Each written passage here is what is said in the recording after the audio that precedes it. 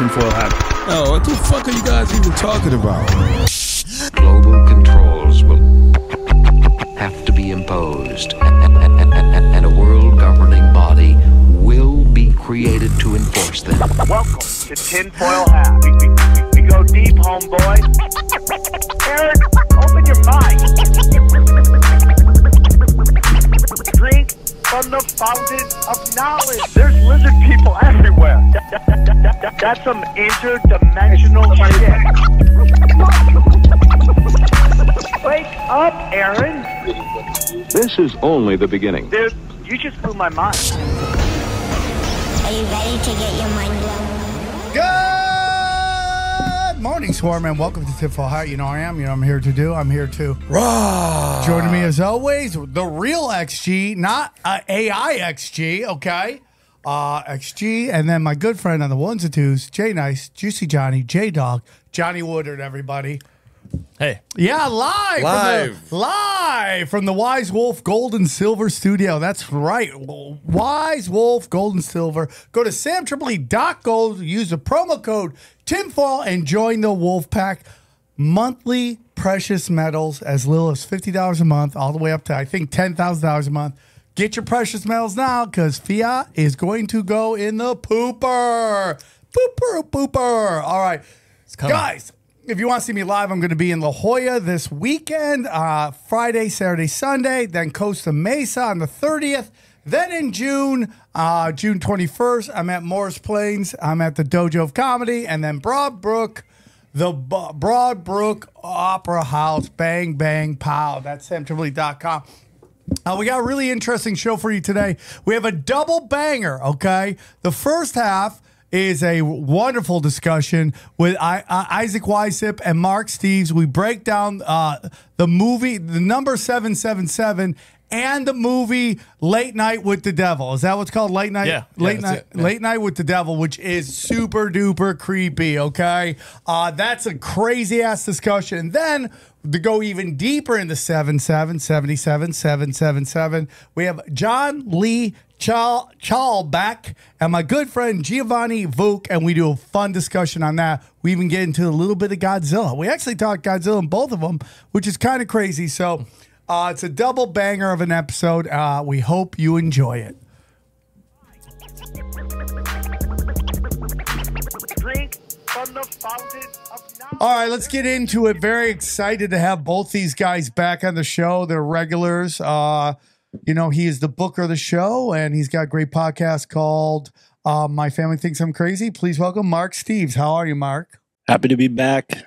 Glad to be here for a very special episode 777, and I wouldn't feel comfortable doing it myself. So as the booker, I got to cheat, and I called in a ringer, I'll say. So Isaac Weishaupt is here as well. What's up, Isaac? Thank you for introducing him, Mark. Unbelievable. Very excited to have our next guest on. He's on the Mount Rushmore of podcasting, the Mount Rushmore of Tinfoil Hat, and he has a huge date coming up in Las Vegas that he's going to tell us a little bit about. Please welcome to the show, Isaac Weishaupt. How are you, buddy? Man, it's my favorite show. You know, I love coming back on. This is my 15th appearance. So dude, unbelievable. I'm always humble and grateful that you keep me this. You know, I'm an honorary member of the Swarm. You know? I'm for not sure. So yeah, this is a big deal to me to be on your show. So yeah, and then another big event, June 22nd, Las Vegas. Join me, Jay Dyer, Jamie Hanshaw. We're going to be in Las Vegas doing a presentation about all the greatest things in life. I'm going to be doing for my lecture. I'm working on an Eyes Wide Shut analysis where I'm going to walk through the symbolism of the film, the main takeaways, and some really interesting aspects of the elites and messing with the kids and all that stuff that you can probably already know where we're going with it. But I'm doing an audio visual presentation where we're going to walk through the film. So I'm really excited. It's my first appearance as a sort of what do you call it, like a lecturer. So I'm very excited to do this, and I hope everyone can try to get out to Las Vegas June 22nd. Tickets are on Eventbrite. Yeah, man, it's going to be a great show. I'm excited. You know, Jay Dyer has been going out. Is Jamie Kennedy joining you guys, or is he not on this one? Is he on this one? He was originally, and he had some schedule conflicts come up. And Jay Dyer, he's the guy, working everything behind the scenes, and he's got a comic, Jim Bob is his name, I believe, who's going to replace Jamie Kennedy. So we're still going to do a little meet and greet.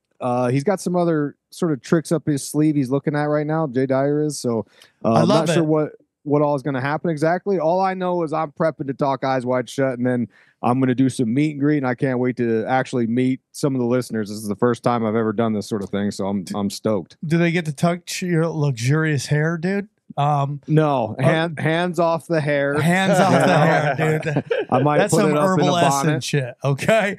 But they go. Where do they grab tickets? Do they go to your website? Where are the tickets for sale? Eventbrite.com. You could search around and find it. Look up Jay Dyer, Isaac Weishaupt, or if you go to my Instagram at Isaac Weishaupt, I've got it linked in the bio. I put it in most of the episode show notes recently. I'm kind of pushing it everywhere. So yeah, pretty easy to find. Well, I'm super excited you guys are doing that, and I'm looking forward. I think I'm in Jersey that weekend, or else I might actually come out and watch you guys. But I'm pretty sure I'm in Jersey that weekend. Guys, let's get into this. So, Johnny a long time ago on Broken Sim brought up this movie and I'm assuming this is where you guys want to go, right? This is what we're talking about? We should start with 777 because Late Night with the Devil, this very, I think, unveiled movie in the sense that it's unveiling a lot of things that normally is kind of fringe stuff that Isaac is, typically talking about on his show. But now it's mainstream, right? So I wanted to kind of build off of episode 777, and we'll get to Late Night with the Devil because I think it really connects. So when you think of 777, I think the first thing that comes to mind for most people, especially someone like you, Sam, who flies all the time, is the Boeing 777, everything going on with Boeing Gate. Yeah, it's kind of crazy, dude. Like, it's like, do you see that I think it was in France or somewhere where the plane just dropped 6,000 feet? Turbulence, yeah. Unbelievable, dude. Unbelievable. So the 777 is the largest plane the Boeing made, I believe. And, Boeing military industrial complex, we know the whole history with Jack Parsons and all these different, Nazi scientists who were flirting with the occult in a very devilish sort of way. And all of that math and science made its way into the world that we're living in now, this military industrial complex world. Well, pair that Boeing Gate news with Terrence Howard, which I don't know if you guys had a chance to check out Terrence Howard's interview. Boy. I sure did. I'm going to listen to it when I drive out to La Jolla this weekend. I'm going to put it on and listen to the whole thing. Let me preface it because, Rolling Stones and all these other people will, tell you that Terrence is a crazy person, right? I encourage everybody to listen to the interview yourself and walk away with it, feeling however you will. But I will play, if you'll let me, just a quick clip from that conversation. And it kind of connects to what we're going to talk about with 777 and how this world that we're living in is predicated or based on foundationally this sort of satanic way of seeing the world. And it's mathematical. They've taken math and removed it from nature, right? And we live in a holographic universe. It's symmetrical to a super extent, like a super symmetrical system. That's what Terrence Howard is saying. SSS 777. It's kind of an interesting coincidence, but these super symmetrical systems are all around us in nature, and numbers are sort of universal way we can understand these patterns. And Terrence kind of makes the point, if I know about just one piece of the universe, from that, I can extrapolate and know about everything in the universe because everything's inherently connected to this unified field. So I'm going to play this clip really quick, just the audio. I'm not going to share my screen. Let me make sure I'm hooked into my Bluetooth channel. And Terrence makes a really, really compelling point here. So give it a listen. Because of the Michelson-Morley experiment in 1887, and because special relativity took off. And that meant, oh, everything is dead. So we have no responsibility to anything. Everything is happenstance. We all got here by one big explosion, and therefore life has no purpose. Nothing has a purpose. And so now we can kill off these things. But they haven't looked at hemoglobin and chlorophyll. They haven't looked and said, okay, wait a minute. Let's do the law of similarities. If A is equal to B and B is equal to C, then A is equal to C. My view is this. If you know one thing about one thing, you know one thing about all things. Find the common factor and either multiply or divide. And that common factor happens to be hydrogen. Everything. So we'll pause there. That's like towards the end of the 3-hour conversation, so people can go and check that out. But Johnny, if you'll allow me, I'll share my screen and show people that chart he was just referencing in that small little clip there. As you're doing that, I just want to say that I feel that like people want to dismiss everything that he said, and I'm not saying that it's all right. I'm sure some stuff I saw Owen Benjamin calling out some of the stuff that it's divisive. This interview's been divisive, hasn't it? Like I feel like our listenership is like 50-50. Because here's the hard part of that, of what is being done with Joe Rogan by having this and Isaac, if you want to jump in with any of your opinions on it, please do. But what's being asked of the audience, and this is why I love where Joe Rogan's going, is because, this show in some sorts preaches to the choir. They understand most of what we're talking about. We're giving them more data to add to the data they already understand.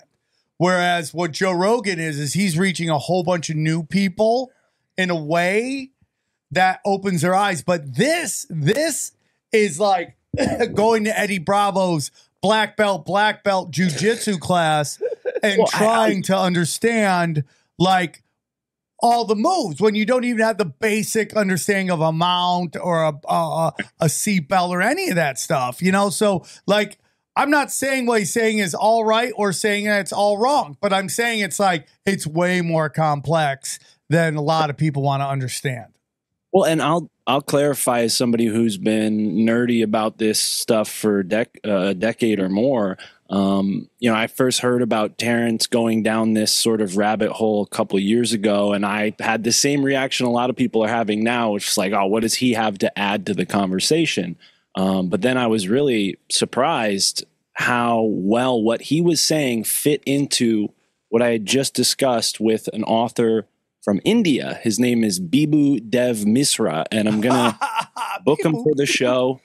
I think you'll love to, pronounce his name, Sam. Bibu. Have fun with that one. Yeah. But Bibu's a great guy. He's written a book about the Yuga cycle, and he talks about similar concepts and how, everything is connected inherently through this harmonic, symmetrical, unified field. And when we really piece apart the universe that we live in, we see that there's a sort of interlocking sort of universal interchangeability with a lot of these concepts.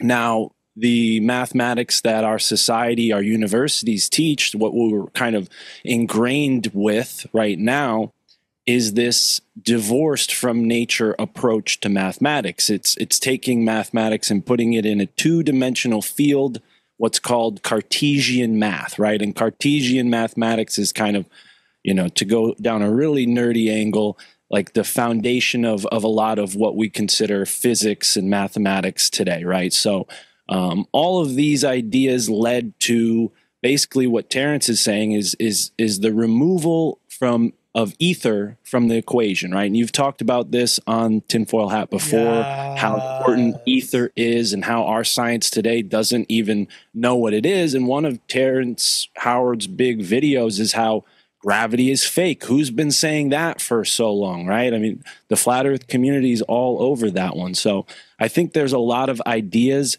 within what Terrence is saying that will inevitably blend into a more holistic viewpoint of what we are, who we are, where we are.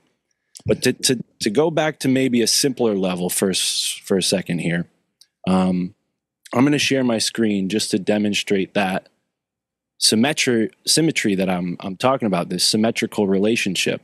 Plant blood is inherently based in magnesium.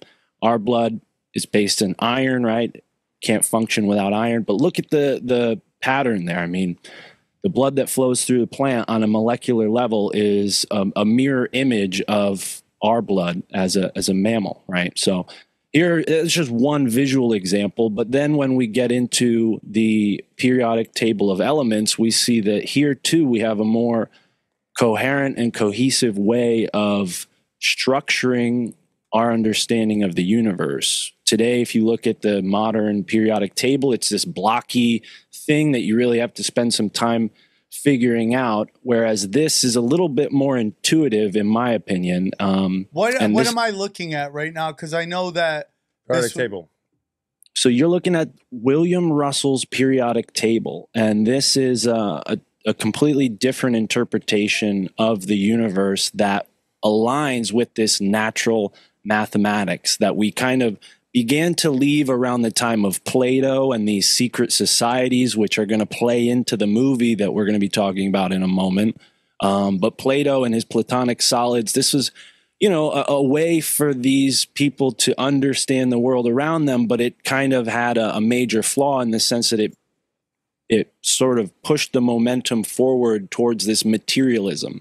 And an author like Bibhu Dev Misra will tell you that's because we've been in the Kali Yuga and we're in this sort of nighttime of the universe, or this winter period of the universe. And in the cycle, this emanation of consciousness that comes from the creator, this all pervasive energy, it is dim and it's darkened in this period of time, these past 12,000 years that we've been going through. It's like we're heading into midnight, and now we're sort of rounding out into the dawn or into the spring of this grand season. So, a bunch of huge concepts I'm throwing in. Listen, dude, I am all really predicated on 777. I am really into this Kali Yuga thing, dude. And I don't, I'm still trying to figure out through like my spiritual beliefs how this all lines up.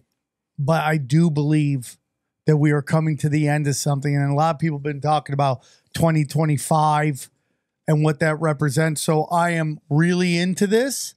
And well, check it out. So you just said 2025. And if you look here on the graph that I'm sharing, 2025 is the end of the Kali Yuga and the beginning of a period called ekpyrosis. So this is a Greek word that basically means conflagration, which is like a cataclysm by fire. Oh, God. In the previous 12,000 years, it was the opposite, which is a cataclysm by water. Where do we hear that? I don't know. Maybe every major world tradition or oral history tells us there was a great flood and some survivors that carried on the human civilization. I do know that a lot of Christians believe that the world will be destroyed by fire. Fire and brimstone. And what are we seeing happening in the news in the past couple of years? From wildfires to maybe man-made geoengineered fires, and so on and so forth. War, which is very fiery. I mean, every single explosion and gunshot is predicated on combustion. So it's all fire.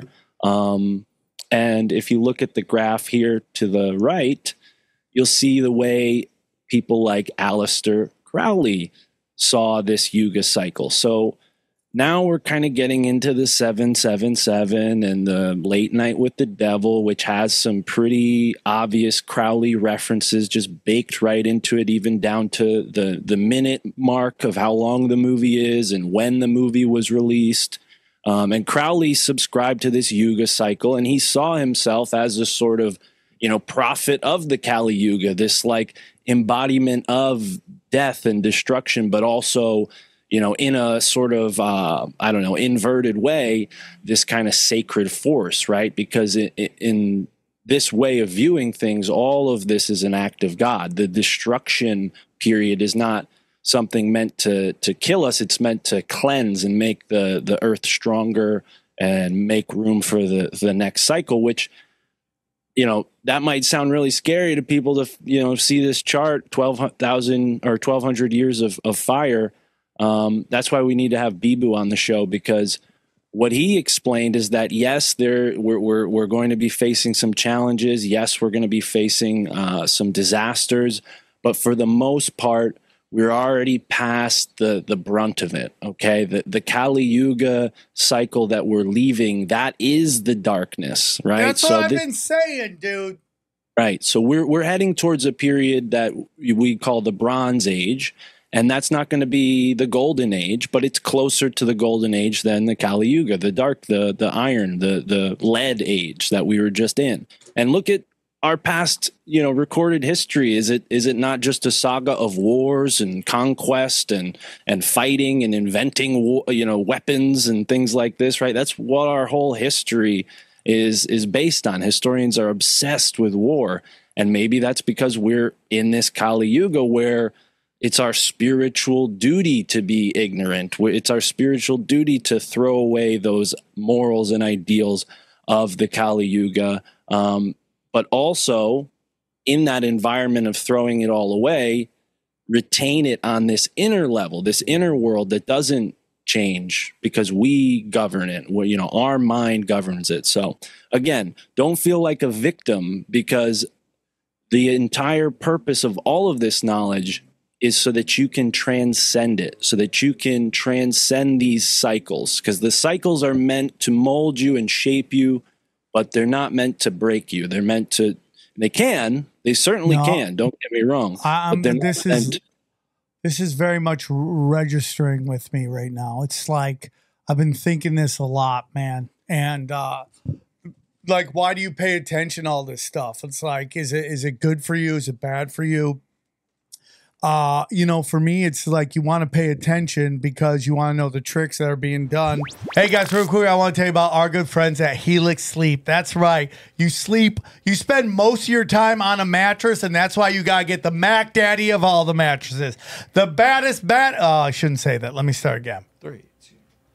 Hey guys, real quick, I want to tell you about our good friends at Helix Sleep. That's right. Listen, you spend most of your life on your mattress. Why not get the best of the best, the king of all kings? Let me tell you about Helix Sleep. Hey guys, let me tell you about Helix Sleep. Listen, I use Helix Sleep mattress. I love it. I love it comfy. Every time I stay on it, I feel like I'm staying in a high-end 5-star hotel. It's so comfortable. I love it. Dana loves it. The dogs love it. The dogs love it even more than I love it. It's the most amazing mattress, and it's such an easy process. You spend most of your life sleeping on your mattress. Why not get the best mattress out there? And there is no better mattress than Helix Sleep. I put my name on it, okay? Helix mattress, the best mattresses out there. Am I right or am I right? I love mine. Yeah, I've had it for years. It's the best. The Helix lineup offers 20 unique mattresses, including the award-winning Luxe Collection, the newly released Helix Elite Collection, a mattress designed for big and tall sleepers, and even a mattress made just for kids. So how will you know which Helix mattress works best for you and your body? Take the Helix Sleep Quiz and find your perfect mattress in under 2 minutes.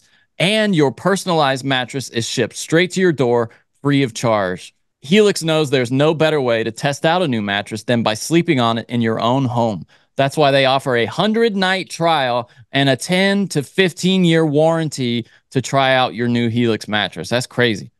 That's crazy. Helix is offering up to 30% off all mattress orders and 2 free pillows for TFH listeners. Go to helixsleep.com/tinfoil.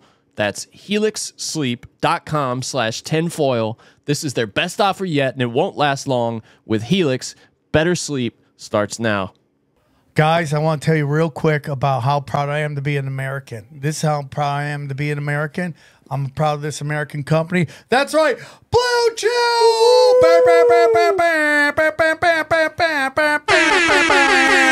go. Blue Chew, an American company making American boners for American people who love American boners. Let me tell you about Blue Chew, boys, girls. Blue Chew is a unique online service that delivers the same active ingredients as Viagra, Cialis, and Levitra, but in a chewable tablets at a fraction of the cost, okay? You can take them anytime, day or night, so you can plan ahead or whenever an opportunity arises, because when she says it's go time, you better go and take no time, okay?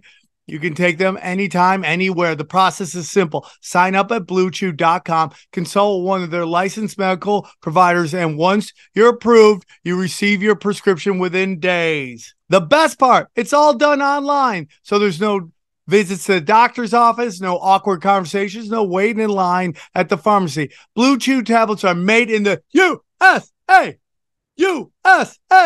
and prepared and shipped direct to your door in a discreet package. Bang. Or with a marching band, fireworks, bald eagles who are rock hard flying around singing the praises that someone's about to go to Pound Town. Everyone's loving Pound Town. Yeah, let's go. So here's what we need you to do.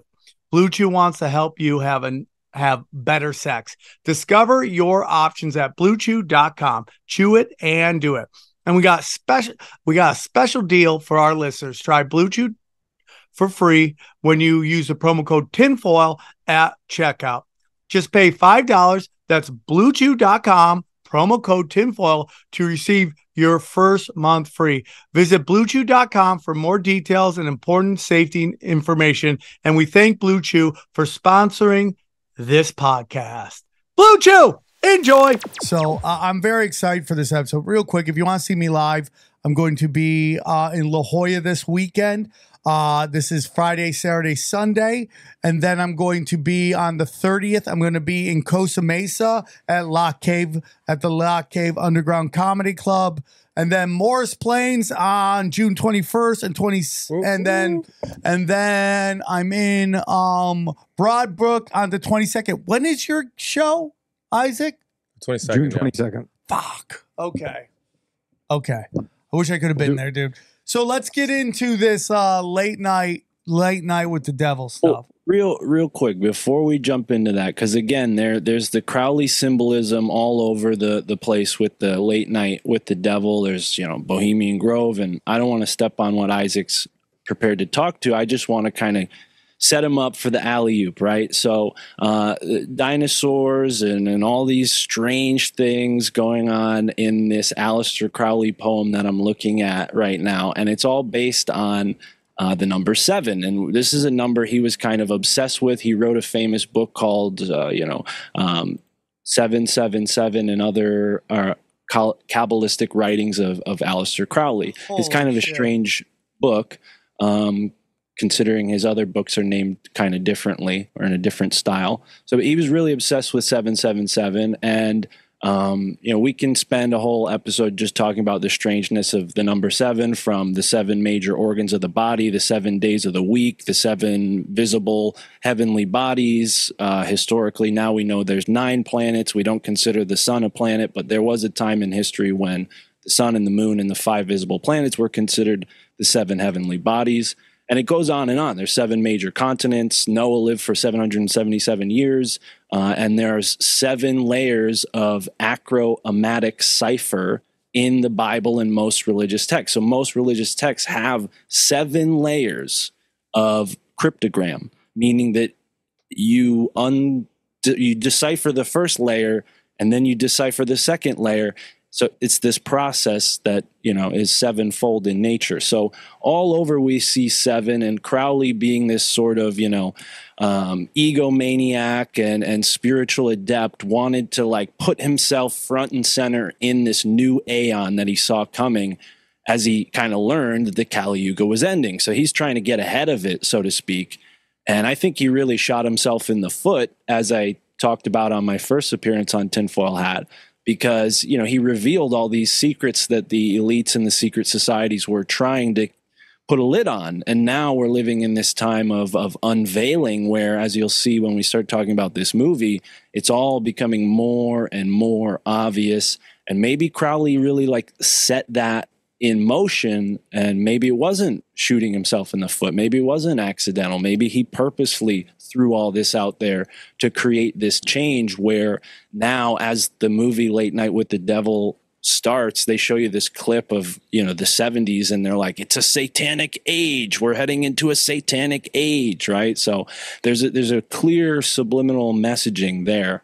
But I'll stop sharing my screen and I'll shut up. There's so much more about the number 7. But are you going to read it? Read it because it's an audio podcast. Can you read it? All right, yeah.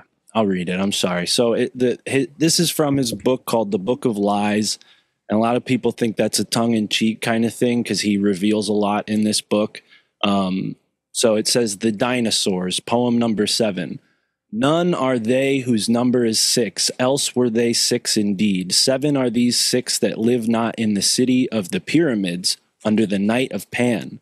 There was Lao Tzu, there was Siddhartha, there was Krishna, there was Tahuti, there was Moshe, there was Dionysus, and there was Muhammad.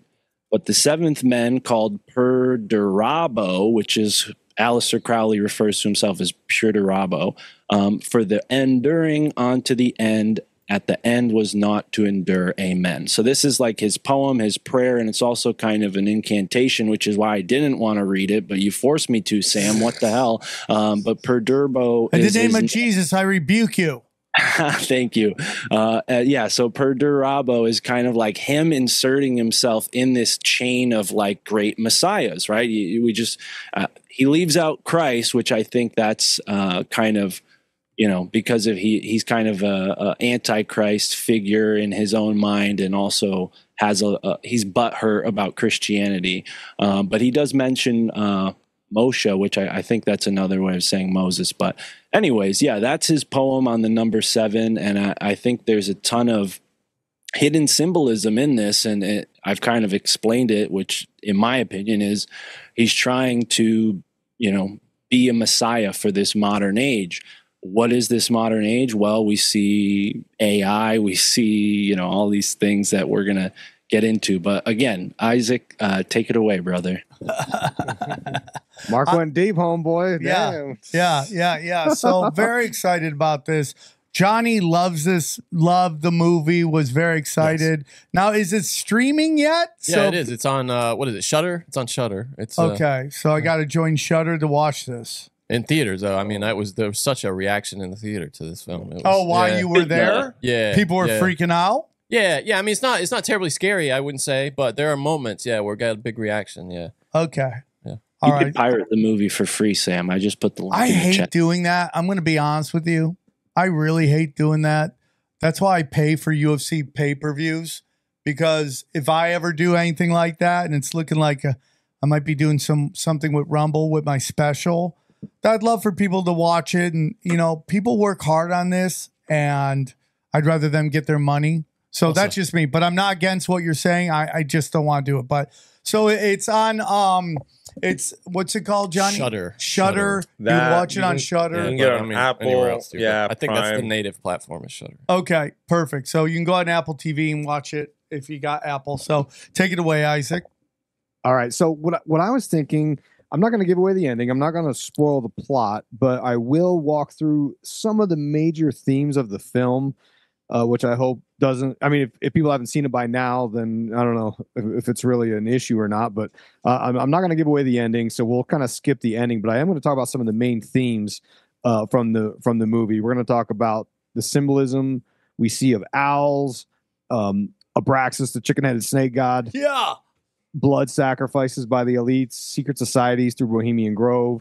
And then there's some other elements that I want to draw attention to, specifically because we're going to tie into what Mark was talking about. We're talking about AI is the devil. There's like a theory about that AI is us from the future. AI is disembodied entities. AI is the devil, all these different theories. And this film demonstrates a real world example of how AI could very much, in fact, be the devil. There's talk about a cult of Abraxas in the film. Well, there's actually a real cult of Abraxas that were sacrificing kids to the devil. But ultimately, I think the main theme would be, if you take this AI thing, to an extent. You're talking about the major elite plan of putting us in this digital matrix, which I do want to talk about the symbolism of 777 and Aleister Crowley, because that actually plays a role in this movie as well as, you know, this episode of Tinfoil Hat. But to go on to what Mark was talking about, so I watched the first 30 minutes of the Terrence Howard, or listened to the first 30 minutes of the Terrence Howard interview, and I mean, I'll be damned, that shit went way over my head. I was like, bro, Yeah. and deep dives. And he might have, and look, and you know, I'm not firm on my opinion of it. I got to listen to the rest of it, but my hot take is, I think Terrence Howard is an intelligent guy. He seems like a pretty smart dude.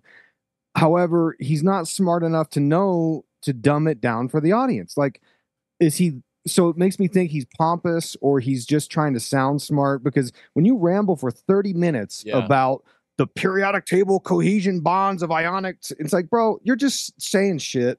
And it kind of shocks me that Joe didn't stop him and say, bro, pump the brakes, homeboy. Like, what are we talking about here? Yeah. That's what's, it's like, it's disrespectful of the audience's time when you're just blah, blah, blah, blah. And it's like, bro, if you want me to learn about free energy and all this crazy, wacky shit, like, you got to break it down in a way, because no one understands it. And that was my beef with it. So I turned it off, but I am going to try to take another stab at it, because there is a part of me that is open and receptive to some of these ideas like Mark's talking about. I do think that there is, you know, suppressed knowledge. There is a sort of a unified field in a way. So I'm not dismissing everything he's saying. I didn't like the delivery of it from Terrence Howard, to be honest. I agree. Can I say also, he started off on a bad foot telling Joe that he remembers his previous life and going into the womb. And then when Joe asked him to prove it, he didn't prove it. He just kind of said that he shined a light on his wife's belly when she was pregnant, and now his son likes lights. I don't think that's proof. So he lost me there. I had to stick with him. Well, also, did you notice he said that he did that and that his son turned out totally fine? I mean, he's like Forrest Gump, but he's totally fine. Did you notice that right after he's like, yeah, my son, interesting. My son, he sounds just like Forrest Gump. I don't know that that's the role model you want for a healthy child. Who dated an AIDS hooker. He also, I mean, he's clearly an autodidact. If he is what brilliant, break that down for Xavier. Self-taught. Someone self-taught. Okay. Because he mispronounces like a lot of words, like that. Someone who's in science and has a base in science, like manganese, he says like manganese or something. I mean, there are a lot of words like that. And then also apparently the math stuff, which high school algebra was as much as I can handle, barely. Yeah.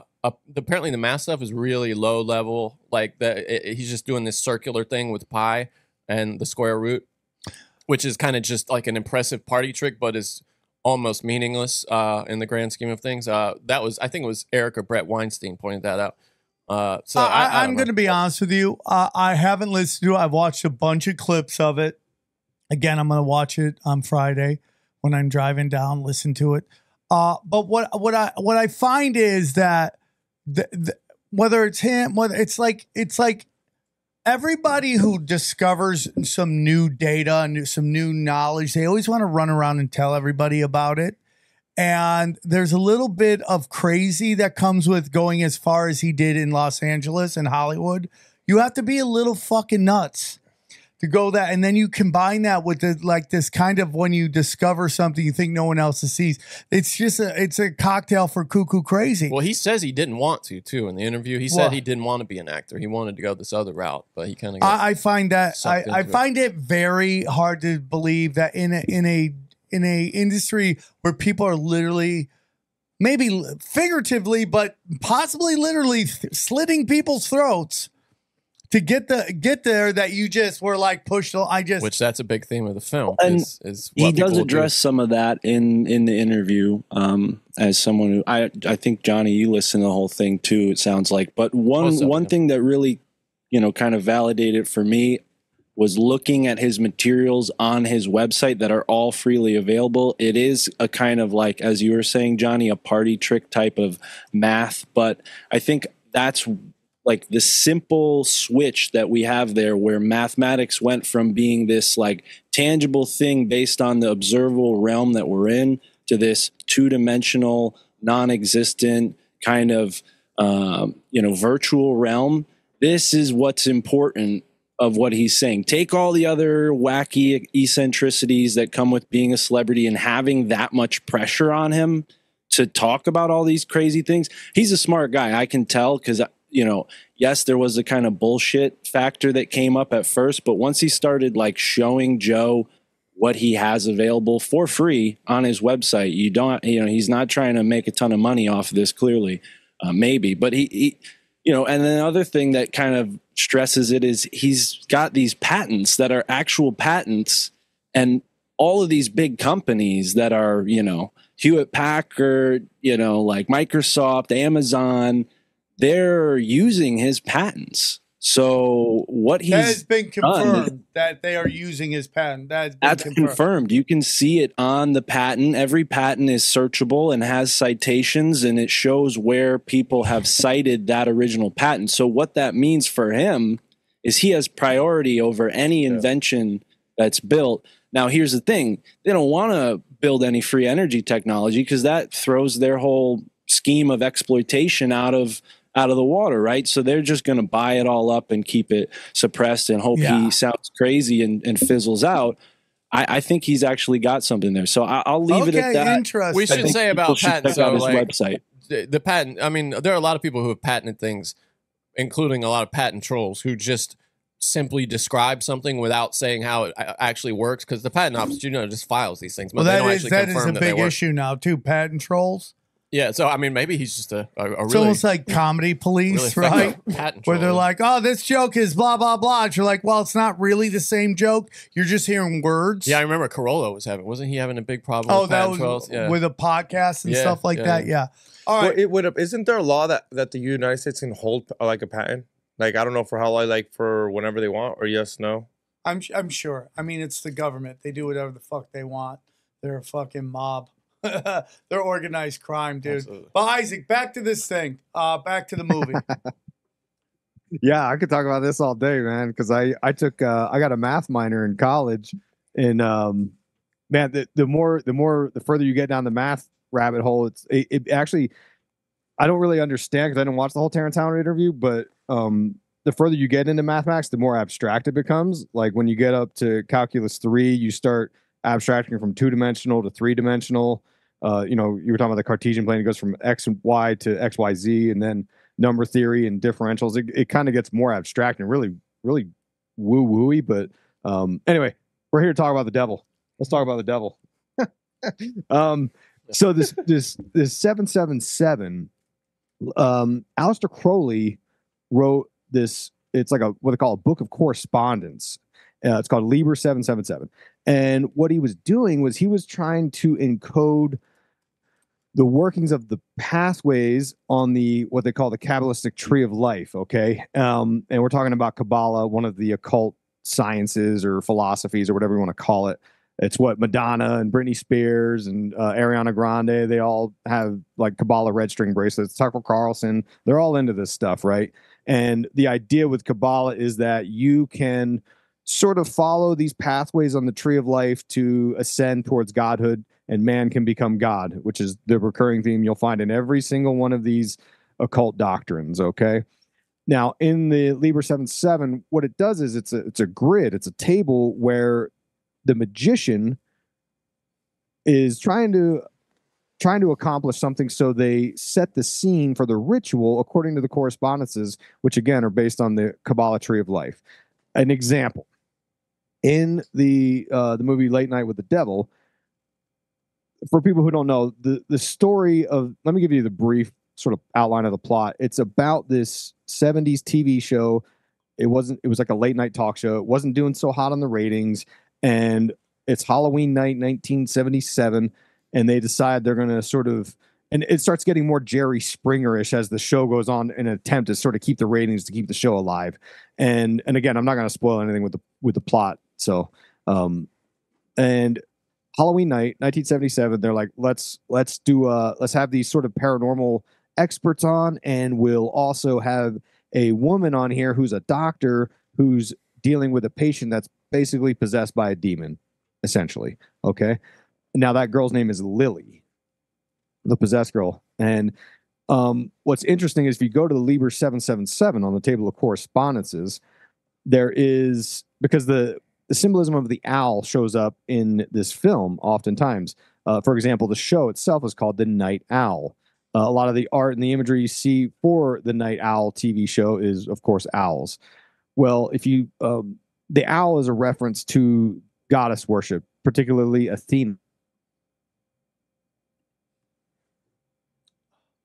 Owl. Well, if you go to the Crowley's Liber 77 and you look up the gods and goddesses you're supposed to sort of, I don't know, channel, I guess, for lack of a better word.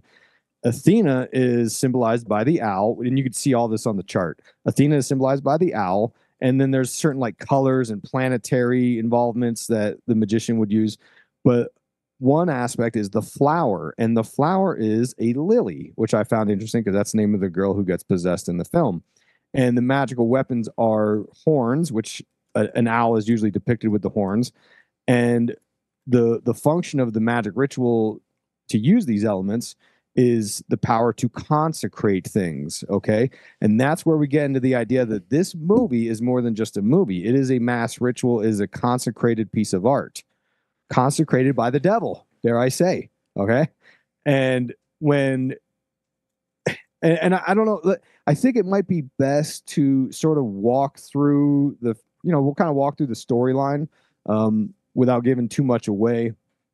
Because, well, first of all, it's 1977. Right there, you got your first 77, right? I like right out the gate. Yeah, there you go. Right out the freaking gate, dude. They picked that year. It's like crazy to me. That is crazy. I didn't even piece that together. And Crowley, now that we're just saying that, Crowley has a sigil, a seal for the goddess of Babylon, the whore of Babylon, which again, it's all about the end times, bringing in the new occult age of the end times. And on the seal for the whore of Babylon, he uses 77 on the top and bottom, and then sevens on the sides. But what's interesting? Can I ask you something, Isaac, real quick? Because we're gonna have a second part of this show that I did with a couple of buddies of mine. After this, we're gonna add to the end. But in that, my friend John Lee was like, do you think they use 666 as kind of a smokescreen for 777? That's interesting. They want you to look at that, and that's not really that big of it, but the real number is 777. I believe that's what he said. But, I don't know. I'd have to dig into that. I'm not sure. Well, the idea with the 7 too that I forgot to mention is the octave. So like 6 and 7 are inherently kind of connected numerically in the sense that like 6 is always going to imply 7. This is all over my head. I'm not a mathematician and not an occultist, but when it comes to what you're saying about 666, there's a thought that that's supposed to symbolize Christ somehow, and then 777 would be the level above that, which, who knows? That could be something, devilish, because then you're heading into the next octave, which that would be the lowest expression of that next octave, right? So it's like 6 would be higher than 7 in that sense. Like, because like what Sam said, I would say like, how they say 777's lucky? Wouldn't it just like making you confusing? Like, oh, you think you're choosing a lucky number when you're really not? Yeah, that's totally it, right? Like, even in like gambling, you're trying to get 777. Yeah. Wow, that's it. Yeah, dude, it's like everything's inverted. Hey guys, real quick, I want to tell you about our good friends at Fume, America's #1 flavored air device. That's right. Bang, bang, pow. You know it. Listen, have you heard that flavored air category is quickly becoming the leading alternative vaping and smoking? It's a whole new movement towards better habits, led by our sponsor, Fume. Dude, we love Fume. Look at that website. It's so pretty. Flavored air isn't like vaping. If vapor was compared to sticky soda, Fume cores are closer to herbal teas. I like that. Fume has lots of delicious flavors to choose from, like crisp mint or orange vanilla. With flavored air, you can satisfy your oral fixation through a passive diffusion system that utilizes no electronics, no vapor, no combustion. Thank you, dude.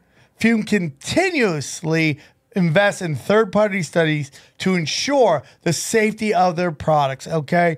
Fume is backed by doctors in the U.S. All right, dude, we love all. I mean, dude, orange vanilla all day, every day. Okay, orange vanilla all day, every day, dude. That one right there, right? Well, look at that, bro. Oh. That is a party in my mouth, and everybody's coming. You know it, okay? Fume has served over 300,000 customers, and you can be the next success story. For a limited time, use tinfoil to get a free gift with your journey pack. Head to tryfume.com. That's tryfume.com and use the code tinfoil or scan the QR code on screen, okay, to get a free gift with your order today, okay?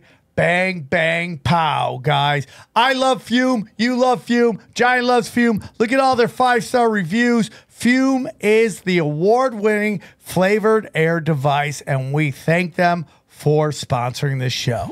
I know the Saturn. So when you dig into like the Brotherhood of Saturn and a lot of these sort of what they call antinomian, I don't know, people that subscribe to antinomianism, the idea of the adversary or satanic thought without worshiping a sort of god named the devil.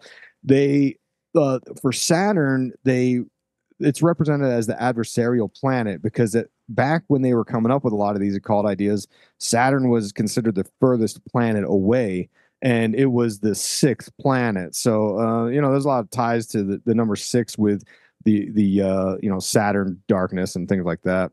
But I don't know specifically about the 777 connection. That's interesting. Can I just say briefly, Sam? You might find this interesting. One of our nemesis in the one of our many nemesis in the chat on YouTube likes to point out that the number of God in the Bible is 7, which is if we're suggesting now that's actually 7 is also evil. G. G is the Freemasonic symbol, and G is the 7th letter in the alphabet. It's also God rested on the 7th day. 7 seals, 7 trumpets. Yeah. Well, and if we go back to like Marty Leeds, who he's been on the show before, he talks about how 7 is this whole it's how you start to understand gematria. It breaks up the different scales of our alphabet because the alphabet is broken down into 4 sevens, I believe, or something close to that, right? There's 7 times 4 is 28, and there's 26 letters, so it's kind of close. But he explains it way better than I can. So, folks, go back and listen to that episode after this if you want more on the number 7. Go on, Isaac. Okay. So the in the film they talked to the director. There's an interview I read because the film obviously features demonic possession, and the interviewer sort of tongue in cheek asked the director about how did you keep evil spirits off the set, and they specifically asked the director, did you do any work or rituals to keep the set safe? All right. And the director said, they're talking about different scenes and he talks about the scene where Lily, the girl who's possessed by the demons, says there's the scene where Lily reveals her inner demons live on air. We did a lot of takes. We had the time to do multiple takes, and it didn't matter if it was the first take or take 12. We'd call cut, and the whole studio would just be in stunned silence for about 30 seconds because it was so powerful. It was like they were conjuring real demons. Jeez. And this is why I geek out on this stuff because for people who don't know my perspective, I'm very fluid and agnostic and open to hearing different ideas. Like sometimes I hear occult philosophies and I think, man, that seems kind of like that could be the reality. Then I've got an Orthodox Christian background, and then I hear the ideas of Christianity, and I think, no, I think that makes more sense. And I kind of flow between the things, but I do think ultimately. And that's why on all my studies, on my podcast and my books, it's always about the ideas of symbolism and entertainment, because I feel like there's plenty of things to point to. Like I talk about in The Dark Path, I talk about the idea of creativity and artists who are able to sort of use and channel creativity, and the creativity manifests in the art. And where does this creativity come from? And Plato was talking about how muses were actually channeling from the gods. So any kind of artwork came directly from the gods. And when you study synchromysticism and symbolism, it's this idea that symbols and archetypes, and this goes into the tarot card deck and all that stuff. All these things, including artwork, interface between our subconscious and some other realm. That's why, like right now, I'm doing a deep dive into Twin Peaks on my Patreon, and I firmly 100% believe that David Lynch and Mark Frost, in tandem, in conjunction, found a way to create a storyline that's based on occult concepts, and it actually speaks to the subconscious of all the viewers. That's why it has such a large cult following. Interesting.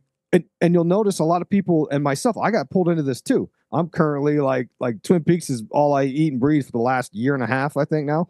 And I why does this show have such a hold on me?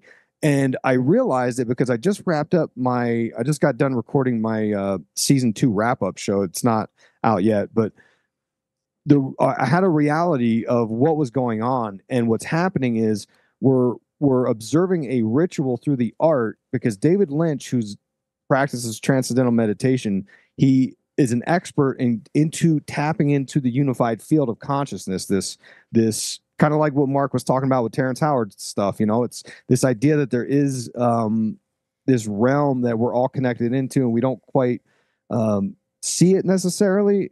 They call it a whole bunch of different names. Yeah. But Frost had the occult concepts because he's read a lot of occult literature. David Lynch knows how to speak to the subconscious and present images from the unified field. And Twin Peaks is a ritual. And you'll notice anytime you talk to someone about Twin Peaks, they've seen it multiple times. I'm on my 3rd viewing of all this, and it's 50 some hours. Johnny can attest to this, Yeah. I'm sure. I don't know how many times you've seen it, Johnny. Many times. Lynch calls it fishing, by the way. Have you heard him compare it to fishing? He dips into this pool of ideas that you're talking about. He calls it fishing. Yeah. Oh, interesting. Yeah, he's and I haven't dug. I've got I read one book on Lynch. I got another one I'm working on. But I'll wrap up the Twin Peaks with one idea. There's this recurring theme of a circle that you find in Twin Peaks. There's a fan that revolves circular, donuts are circular, and so on and so forth. It's throughout the whole show. And that is David Lynch and Mark Frost showing us that we are on the loop of what they call samsara. It's this repeating loop. And that's why we keep rewatching Twin Peaks, because we're not quite understanding. We're still being initiated into this ritual of trying to understand this occult reality. And I don't think people understand that. And that's like what I'm trying to sort of pull out and understand of what the messaging is and what they're trying to show us. And the idea is that, in short, these artists and films and entertainment, if they do it right, I mean, quote unquote, if they do it right, they're able to pull from this reservoir these symbols and ideas that resonate with the masses. And we don't quite understand it because we're given the Roman bread and circus of distraction. Yeah. Dude, this really resonates with me, what you're saying. And I'll tell you why, because, I'm on my, I don't want to get too much into I talk about all the time, my spiritual beliefs and stuff like that. And people talk about God and all that stuff. And they're like, well, if there's a God, why is this, and this happen? And, you go, well, because God put Lucifer in charge of this realm, right? And, you could say whatever you want about that. And some, when I first started hearing that, I go, oh, that's a convenient out. But then I hear what you're saying, and it's like this, it really resonates with me that, when I say everything is sorcery, like that's really it, dude. This is an occult reality. It is an occult. It is the real reality and it goes exactly to what you just said. We've been sold on this bread and circus shit. And the true shit is the occult shit. That we are battling sorcery. And like, you can't get it until you get it, until you see it. That it's really like when I say that, like, the government has Doctor Strange level technology, like, I'm not like joking or being hyper. Well, I don't know what the word is. Hyperbole? Is that Hyperbolic. Hyperbolic? Like, I'm not joking about that. You know, when like we're voice to skull, we're like direct energy weapons, a Havana syndrome. Like all that shit is straight up Doctor Strange mysticism. Right? It's like 7 Hermetic Principles, Sam. Take it back to the 7. When I met you at the Comedy Club Creek in the Cave in New York City, I gave you a copy of the 7 Hermetic Principles because this is something that Sam should know about because you were just organically talking about the concepts because it's evident. They're there, you know, whether you know they exist or not, they're still functioning and they're real, they're absolutes. So when Isaac was explaining that, you know, this is that ultimate permeability that they don't want us to know about. They don't want us to know about this because it removes that illusion that they're exploiting us from. It's exposing the old man behind the curtain as the Wizard of Oz. And funny enough, that poem we just read, the Crowley's poem number 7, is called Kabbalah Oz or something like that. So, and then another little weird 7 is this is Isaac's 14th appearance on Tinfoil Hat. 7 plus 7 is 14. So, damn, dude, it's everywhere. It's everywhere. But Isaac, it's like, and it's like this thing that I've been saying that, and it's not my saying because I saw it on the internet, but it's not that things are getting worse. It's just they're becoming more obvious. Right. Like the truth is coming forward. So when you say this occult reality, or I forget the exact term you just used, but that's really the truth. That's the real shit that's becoming more obvious. And this facade, you know, it's almost when Tim Dillon, like one of the great rants Tim Dillon did on Joe Rogan was about how like all this shit was happening. We kind of knew it, but we at least enjoyed our lives, right? We knew we were curb stomping brown people in other countries and stealing the natural resource, but at least we all lived happy lives, and that's not happening anymore.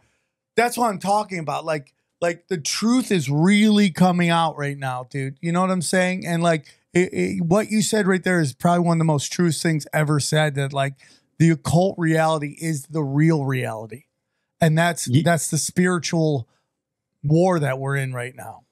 Yeah, I think that's what we see. I think some people are keyed in on this and they understand it. That's why a lot of politicians actually have astrologers on their staff because they really, you know, going back to Queen Elizabeth and John D and all that stuff. Reagan. But yeah, exactly. Yes. Yeah, because they understand that and of course this is a powerful tool that they want to use for themselves. And you know that can go down a whole discussion, but there's a guy named James Shelby Downard that a lot of OGs are familiar with. Mark knows what's up. He's actually, I only learned about him a couple years ago through a friend of mine, Ryan Page, turned me on Downard, and it's blowing my mind because this guy has been around he's long dead, but he was one of the first to ever talk about synchromysticism, which is basically a mixture of synchronicity and mysticism, right? It goes a step further beyond just what Jung called the meaningful coincidences. It's like synchronicities that have a mystical purpose. And there he is. He was a wild dude, and he wrote an essay called "Call to Chaos," and he basically lays out an idea that the United States, he calls it a witch's cauldron for psychodramas, and he says they're conducting this on a mass. It's amazing. The dude's, this guy, man, I'm going to do a deep dive on him someday, but there's just so much to catch up on the guy. He called it, he said it was psychodramas conducted on a mass scale for a master plan that these people have. Generally, he sort of pokes fun at the Freemasons, but the plan ultimately is to bring in a new age. He says they do it through ritualistic crimes, sex, death, all these sort of different things. And that's, again, going back to the beginning of the show where Mark was talking about Crowley's Aeon of Horus and the Kali Yuga. It's just this idea of bringing about a new age. And that's what when you try to slice this down the middle of what's the difference between occultism and Christianity. Christianity is doing the will of God and Christ. Occultism is doing the will of man and self to become God. And, people could choose their side with that, and I could you could argue either side of that to me, and I wouldn't condemn either side of those things. But I think ultimately that's what the difference is, and we get wrapped around the axles with this whole like, oh, you believe in the devil with the pitchfork, and it's going to be hot in hell, and it's not quite that simplistic. I don't think. I think it's a little more complex. But I do think in films like Late Night with the Devil, a lot of occult stuff has percolated through unintentionally, and like for instance, it's 93 minutes long, which is the number that that Aleister Crowley used as the summation for his religion, Thelema, which was Thelema was his religion he brought in to replace the Abrahamic faiths and be the religion of this new age. And he signed all his documents 93 and his anyway. But what's interesting is that there's other weird like synchronicity things, like the main character, Jack Delroy, he's the host of the show. He was actually on a TV show called The Flash, based on the comic book guy. And the character he played was named was Abracadabra. And of course, that's a magical incantation. Yes. Right.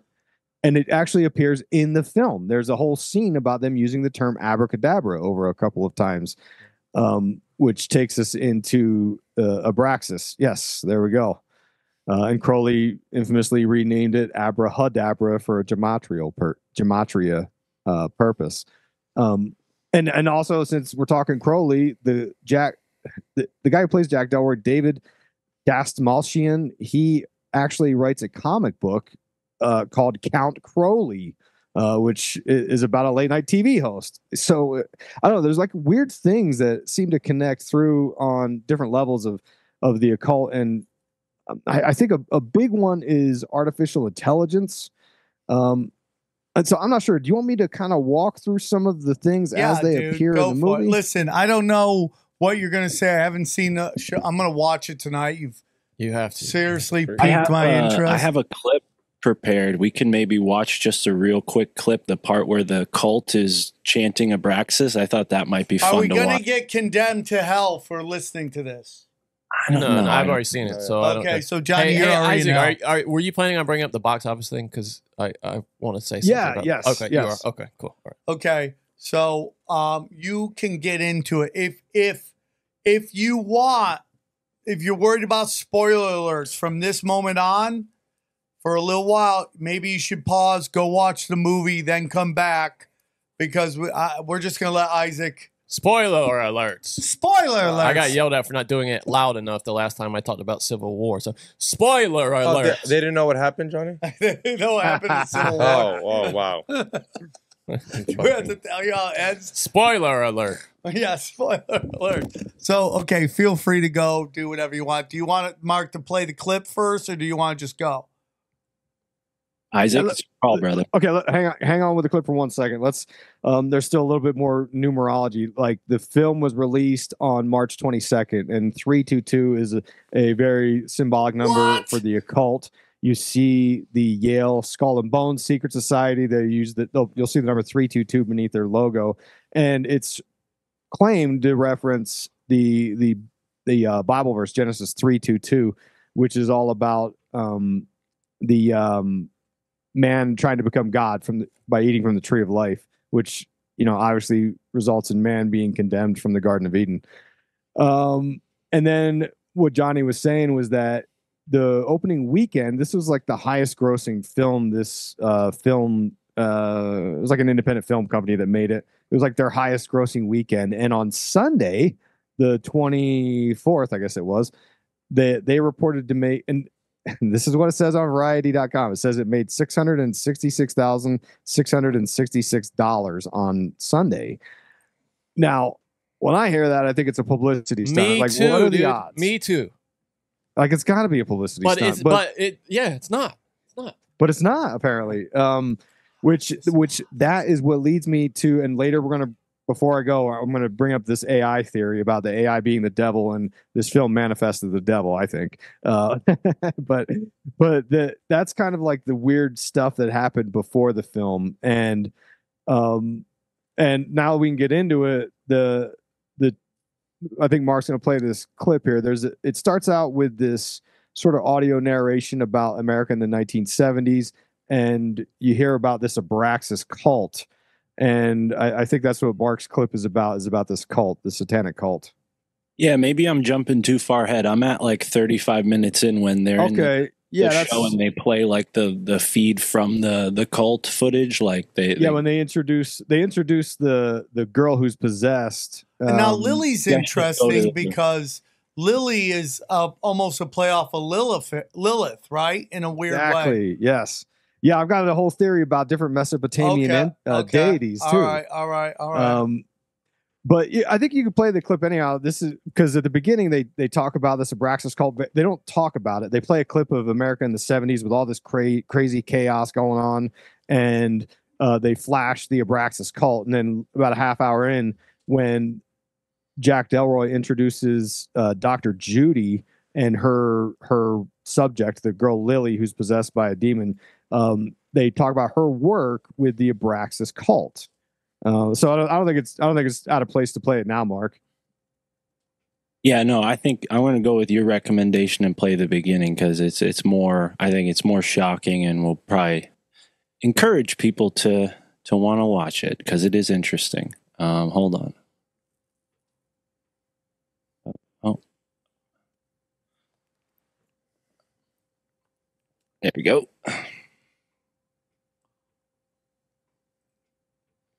I have never been a quitter.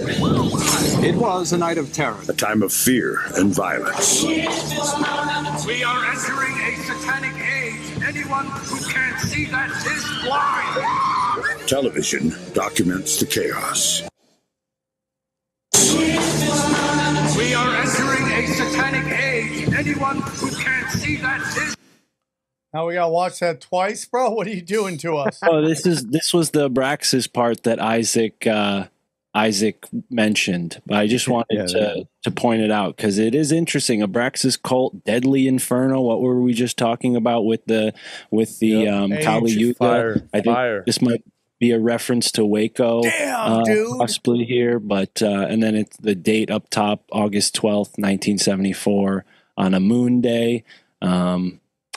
But yeah, I don't want to just play this all the way through. I don't know. What do you think, Isaac? Should I? Yeah, I mean, let's it's like it's the whole movie. It's the whole, well, no, this is just the beginning. That's just I think that's the first 60 seconds of the movie. Right. But this movie, this is the part Mark played sets up for where we're at in the 70s when the show is sort of getting its footing. And I'm going to talk about Abraxas, and I'll walk through to the point where that Mark is talking about where they introduce Dr. Judy and they explain her work with the Abraxas cult. But first, the symbolism here of Abraxas is important because Abraxas is what they call a supreme god in Gnosticism, or referenced in Helena Blavatsky's work. Almost a demiurge, right? It's almost a demiurge, which is this crazy story about basically like God had a male part and a female part, and the female part is called Sophia. Correct me if I'm wrong, anybody at any point. And Sophia is basically the first feminist act, which is like, I don't need a man. I don't need a man. I'm gonna make a baby myself. And she makes the demiurge, and at some point the demiurge sees its reflection and decides it wants to be a god and create its own reality, and that's where and then it realized it needed energy, so it went to the elders, and they gave it divine spark, and that is the reincarnation loop that let a lot of people believe we're in right now. That's pretty good, yeah.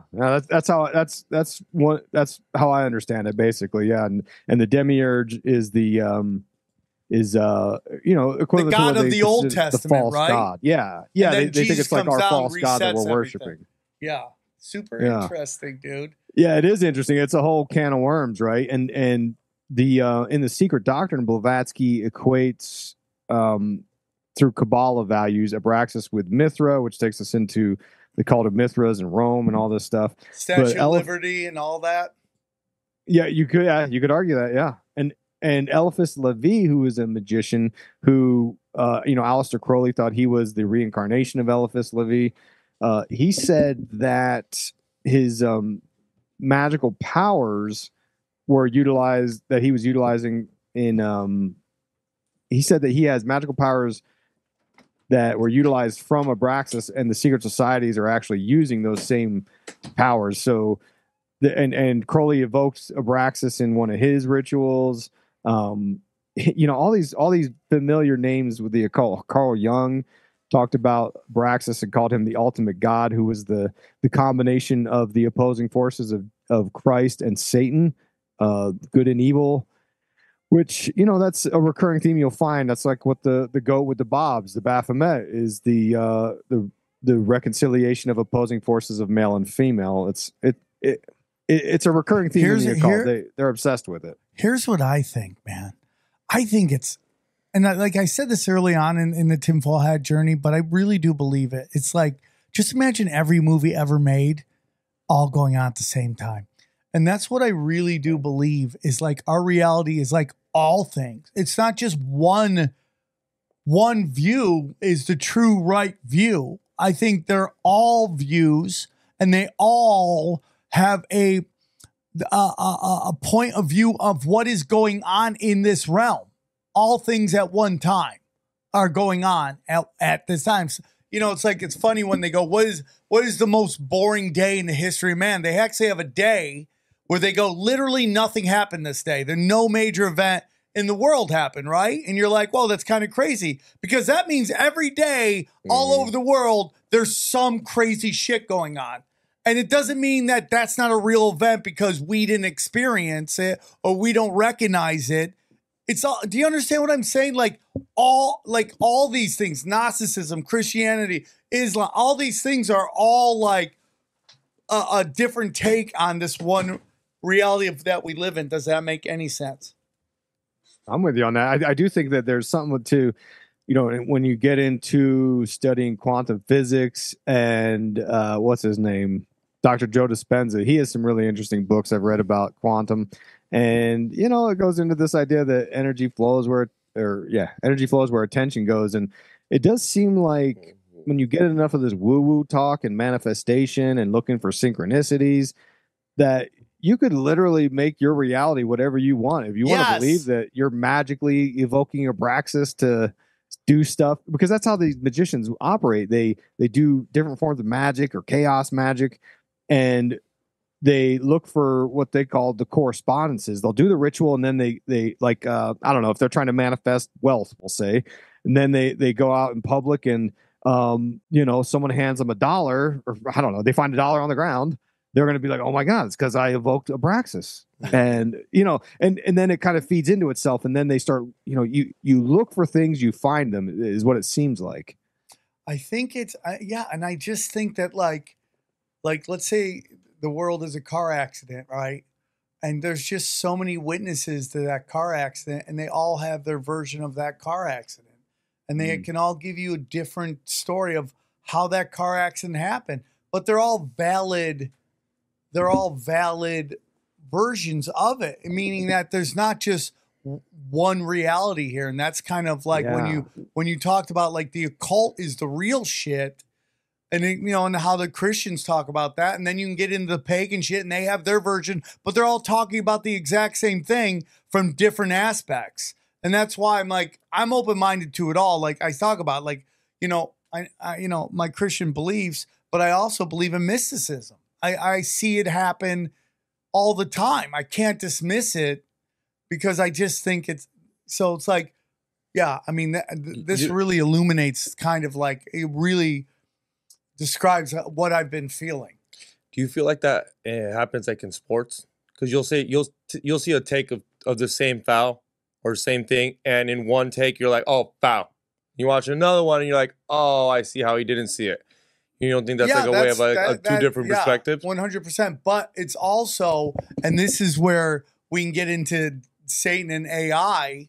And I know we haven't gotten that part, but it's like these algorithms are really fucking with humanity right now, because they are showing you what you want to hear, not necessarily what really went down. So you get the version that fits into your narrative, which strengthens your position. And you could be totally wrong, right? But that's your position, and you're getting data that fills that position. And then, like, there's 5 people on the show right now.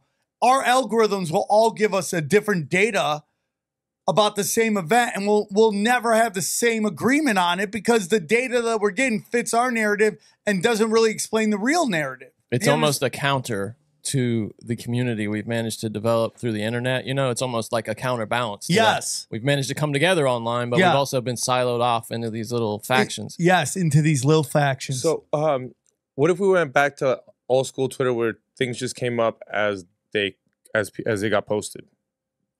What? The algorithm, no more algorithm. Well, you can where do that. You just click feed instead of for you or whatever, and it will. Well, if you ever want to, take you if to you that. really want to see how different an algorithm can be, log in, log out of your account, start a brand new Twitter, and then look at the feed that it gives you. Oh, like right when you start it, it's just it's a totally different feed. Yeah, it's all like Mr. Beast shit. Yeah, and all you're that, like, yeah. oh, look at this Korean pop band, and and like it's a totally different And then reality. once you click on one thing, then there's where your algorithm starts. Oh, you like Mr. Beast, and from there on, it gives you like this Dude, little. because of doom scrolling, right? My algorithm on Instagram has gone from fat asses, okay, to conspiracies. Like every video I get now is a conspiracy. The days of really bad jiggling tit comedy is gone. And now it's just like a breakdown of this reality, and all that stuff. So it's interesting. So, man, I mean, this really has illuminated what I've been thinking, but keep going. Sorry, that was a tangent. Yeah, no, this is a good talk because I'm going through a really weird phase of being really turned off by social media right now. Like I find myself sort of like not checking in like I have been in the past, and I wonder if that isn't one of you guys said a counterbalance, because there was a book by Jacques Vallée called The Heart of the Internet. And Jacques Vallée is a very famous ufologist, and he was actually on the team that invented the internet through ARPANET, which was through DARPA. But the original vision, it was a very sort of hippie granola vision that they had of bringing everyone together. And the whole idea was it was going to be the equalizer among society, meaning that the power of the information was going to be for everyone, not just the elites. And if there's anything I do know about the elites is that they hate that shit. They don't want power shared. So it wouldn't shock me if, Zuckerberg and Elon Musk and these guys who are controlling our social media aren't purposely trying to make sure we're not. That's why I actually enjoy TikTok. I'm very much opposed to the ban on TikTok, and it makes me wonder if that isn't the thing, is that they're not in charge of the algorithms. 100%. So they don't want that. But yeah, the ARPANET, it started out as a social revolution, and it goes back through. They were doing a bunch of weird mystical stuff at Esalen and LSD, and they took a lot of these new age ideas, and but then it goes into this other place where ultimately in the end of it takes us to the digital matrix. So it's really hard to know like what angle we want to take this stuff, But yeah, I agree. To stick. Go ahead. On that note, though, one of the He'll come back. Allegedly, according to him, and maybe Johnny, you're right that this is some kind of patent trolling, but he said that the whole virtual reality is predicated on his patent because he uses this volumetric mathematics that's based on the actual universe and not this, two-dimensional linear realm. So you're talking about Terrence Howard. You guys glitched out for a couple seconds. What? I'm sorry. Could you repeat that, Mark? Because are you saying virtual reality was based on Terrence Howard patent? He claims this somewhere in the interview, probably like at the 2-hour point or before that his AR and VR patents is what like these companies that are creating the metaverse are using. That's his claim, one of his claims. So we know who to blame for that. Thank you. Well, and his reasoning there is that it's based on this natural mathematics, and they couldn't pull off that type of computing using this old linear way of doing it. So that, again, I don't mean to take a tangent back into the Terrence Howard thing, but it does connect to this whole recreating the matrix in a artificial way that compromises us as individuals. Okay, I'm down. I understand what you're saying. Let's get back to the movie. if we could. Yeah. So go on. So I sort of laid in the ideas of the Abraxas, and then we're introduced to the TV show, this late night show. It's called Night Owls. And of course, you see logos of the owl behind the host's head, and the owl has horns, right? So it's kind of subliminally, subconsciously programming you to understand the devil is here. And of course, the symbolism of the owl, it's tied into Minerva or Athena, like we talked about, but it's also, of course, observed at Bohemian Grove, where the elite secret societies come together, and they do the cremation of care ceremony every year. In fact, I was reading. It's called Bohemian Grove Call to Conspiracy by Mike Hansen. He was the guy who infiltrated with Alex Jones to Bohemian Grove forever ago. And he said that originally it was a statue of Buddha before it was an owl made of sort of plaster of Paris. Just a fun fact. But what's interesting is that the owl is a symbol for magic, of course. Native Americans used to use it for, a symbol for magic, divination, evil spirits, or protection from evil spirits, which is also, of course, prominent in Twin Peaks, my beloved Twin Peaks. And they thought the owl was the messenger. It could go between worlds, and that's you also see the symbol tied in with goddess worship, similar to the idea of the Sophia of Gnosticism, which is the goddess of wisdom. And then you see it in pop culture. Drake, with his OVO label, is based on the owl, and he actually used in his early days when I was blogging about him, he was using almost the identical owl seen on the Bohemian Grove logo when he first started out. So, and I do think Drake is definitely connected with some occult sort of secret society, probably Lucien Grange. Now that we know about Diddy, and Lucien Grange, the CEO of UMG. I'm sure they're all sort of tied into this thing together, but for sure.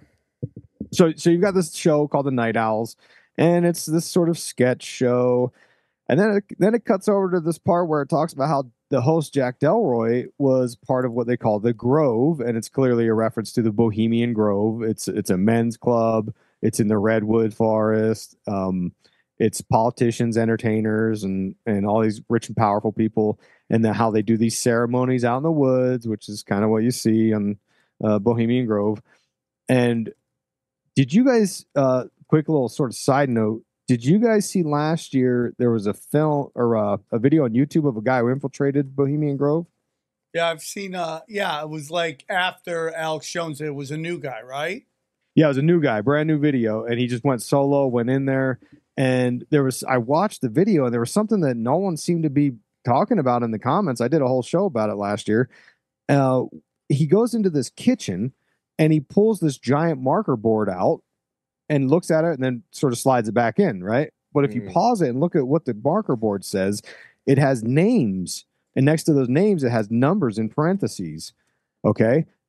And there's male and female names paired up, and it's only the female names that have numbers next to their name, and the numbers are like 21, 20, 18, 16, 13, or whatever, right? Like clearly it's a reference that the old dudes, these old elite guys, because it's a boys club at Bohemian Grove, they have prostitutes or trafficked girls being brought in to, I don't know, service or whatever. Dude, that's so crazy. It's crazy. And that's exactly what they talk about in the book, in Call to Conspiracy, which is an older book. It's what Kathy O'Brien claimed in her book, Transformation of America, where it talks about Project Monarch and MK Ultra. And now that we're seeing all the stuff with Epstein and Diddy coming to light, like, it's very clear to me that this is how the elites operate. They're really these twisted people that are into doing this stuff to women and children. Like, it's disgusting. But Isaac, one thing that when Kanye West went on Joe Rogan, he talked about how they created the Black Panther. Disney created Black Panther, so when people Google Black Panther, they don't get the old 60s radical, political organization, but instead they get this stupid like character. And when you say to me, you keep saying Project Monarch, I just start thinking now, and I love this show, and we're going to discuss it in the second half of this show with Giovanni and John Lee. But man, you bring up Project Monarch. That's all they've been saying with Godzilla is Project Monarch, Project Monarch, Project Monarch. So now I bet you if you put in Project Monarch, you're going to get a bunch of Godzilla shit. That's the name of the show, right? It's Monarch. Yeah. Monarch, but it's Project Monarch. Right? It's like so crazy to me that becomes like as soon as this chick comes out and says something, close enough. When that chick comes out and says something, now you're gonna Google it and bang, all of a sudden you're gonna get nothing but Godzilla references instead of actually looking about what she's talking about, which is it's like when you check out condoms, you know, and you just throw in like some milk, bananas, you know. Yeah. So I found that interesting, dude.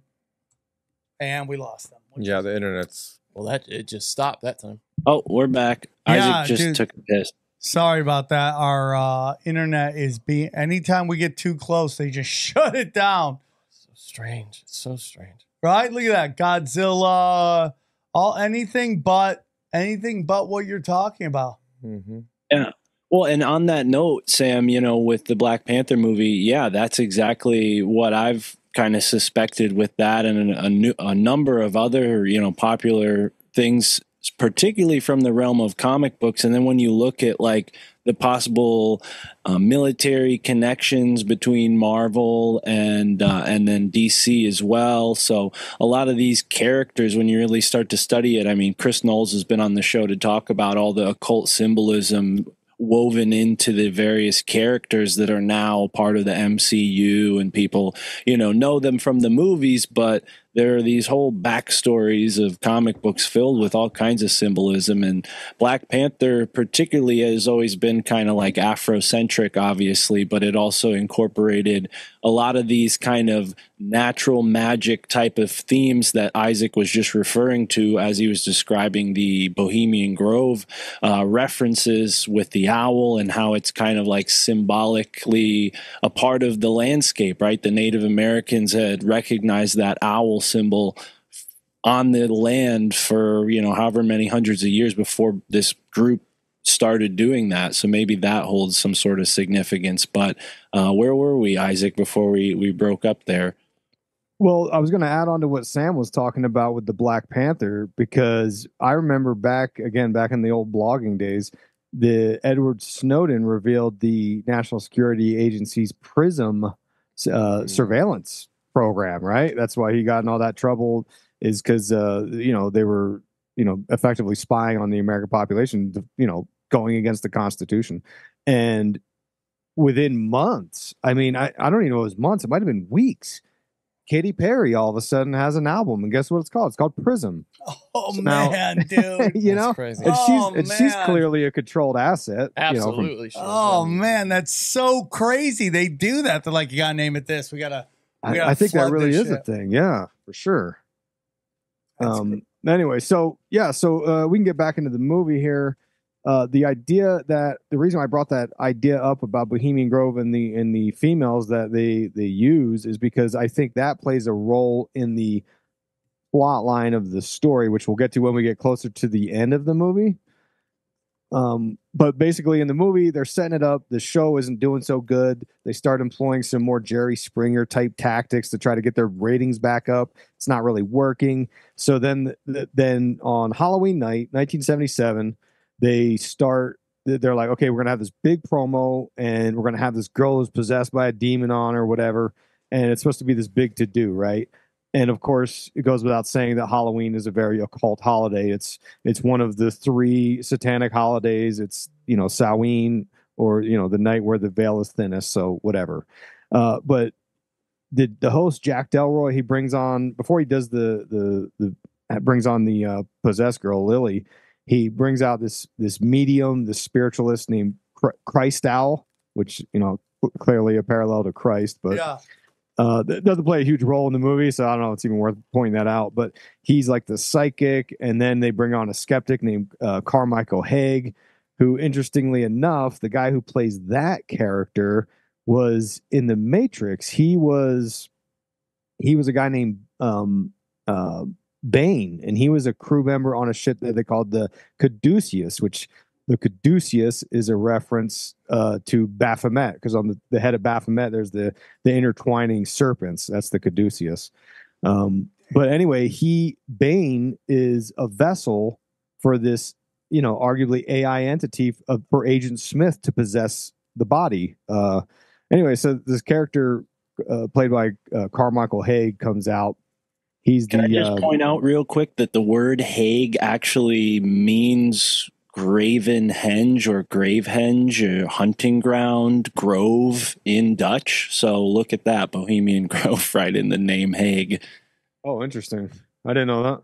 Yeah, so this he plays this skeptic, right? And he comes out and he doesn't believe any of this stuff's real, and it's basically this sort of back and forth between him and Chris Stow, the medium, the spiritualist. And that's kind of like the first maybe half of the movie, and then it gets good. Like, because the first 30 minutes I didn't like it. I thought, man, this is corny, dude. I don't know about this movie. But then if you make it halfway, then you're in all the way. You're like, okay, this is good. He brings out Dr. June, and she wrote a book called Conversations with the Devil. And at this point is when they play the video clip. I'm not sure if Mark still has that queued up or not. The video clip of the first Church of Abraxas, because Dr. June was a part of this group that this Church of Abraxas effectively gets shut down by the feds, and they had this girl, she was 10 years old at the time, named Lily, living in the house and being subjected to God knows what. And Dr. June steps in to help this young girl out.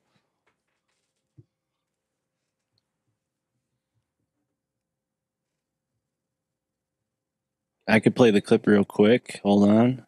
Just got to pull it up.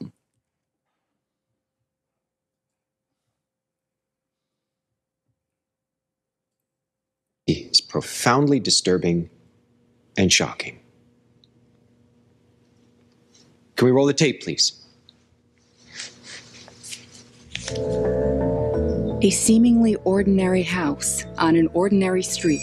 Only this is the headquarters of the infamous First Church of Abraxas. I command thee to come forth and bestow these blessings of hell upon us. Hail Abraxas! Hail Abraxas!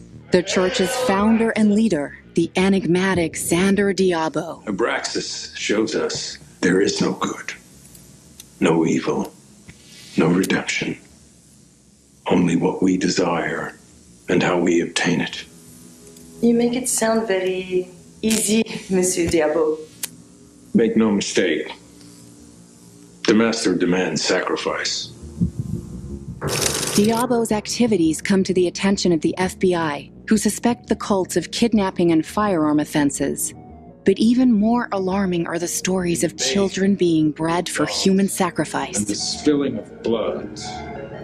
Come forth, open the gates of hell. Diabo claims that anyone who witnesses these dreadful rituals will fall under the spell of the demon Abraxas, and so perform his earthly... Oh. We're good there. Weird movie, bro. What a weird movie. We should say too, it's kind of a found footage kind of thing. It's not a traditional film. It's in the style of Blair Witch, found footage. It's like they found a tape of that last show of that's right at the beginning. This is the last episode of Night Owls, and then it's for whatever, I can't remember the reason they give in the film, but there was also some behind the scenes being filmed at the same time that kind of gives you the interstitial moments. But yeah, so it's not a traditional film. That's why it looks a little different. It is a found footage kind of thing. Okay, go. Yeah, that's fair. Yeah, good call, Johnny. I forgot to mention that. It is introduced as sort of like, we found this footage of the last night of the Night Owls. It was never aired fully or whatever. And that the sort of cult leader of the First Church of Abraxas, his name is Xandor Diabo, which is clearly a play on Sandor Diablo, which means devil, and Sandor, which was Anton LaVey's middle name, which quick plug for the Las Vegas event. I'm going to talk about Eyes Wide Shut, which one of the characters' name is Sandor Savast, right? So it's kind of all a play on this. I will link the ticket link in the description below. So just make sure to email me that. Perfect. Thank you. Yeah. So the Sandor Diabo is this sort of master of ceremonies, and it's very much a play on the Church of Satan. But pay attention to the ideas that they're presenting here. That children are being bred for sacrifice.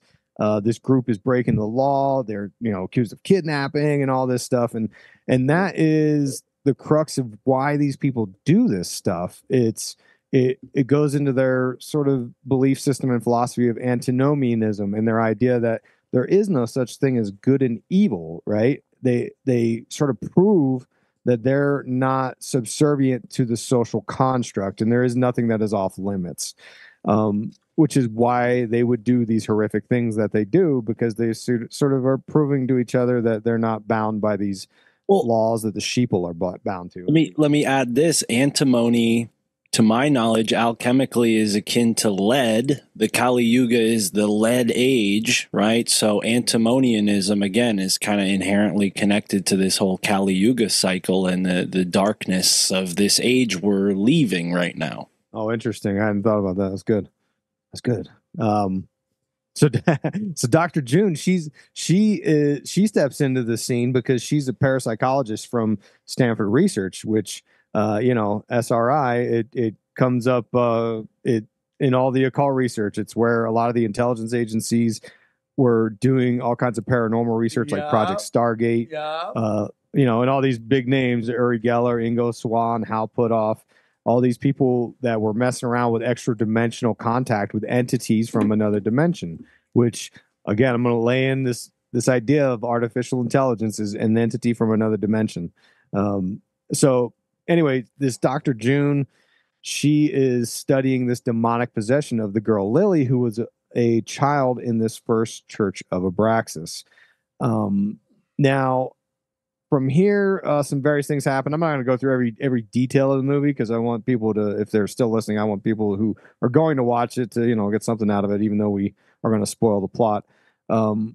But there's this conversation that's had between Lily and the skeptic Carmichael, where they talk about abracadabra, and it is a magical word. It comes from, of course, the worship of the Gnostic god Abraxas is where it comes from.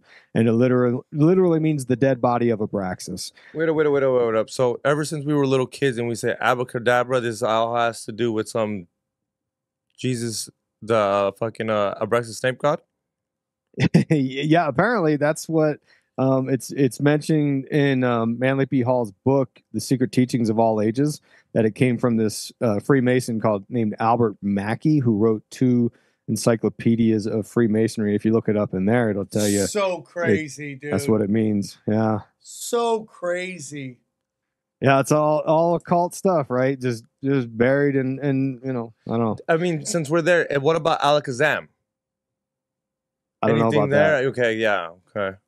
But that could be all of those words go back to words from like the Goetia, which is a book that Aleister Crowley rewrote, and it goes back to these grimoires. So yeah, magic, stage magic, which is based on a lot of occult techniques, would draw from the actual world of magic with a K. And over time, those words like Alakazam, abracadabra have lost their original meaning, but those words come from the Kabbalah, they're ancient words that have just kind of been taken into the English lexicon. Dozens of words in English have some kind of occult background, but continue, Isaac, please. I'm at the edge of my seat. Yeah, a lot of the stuff does come through the the Middle East because of the assassins, which ties us into the Knights Templar and things like that. So I mean, there's definitely something to it. But Dr. June, she let's see here. I'm trying to think of where we're at here. So there's a scene where they want her to show us this possession of Lily by having a conversation between Lily and Dr. June, or I'm sorry, Lily's sort of possessed spirit and Dr. June.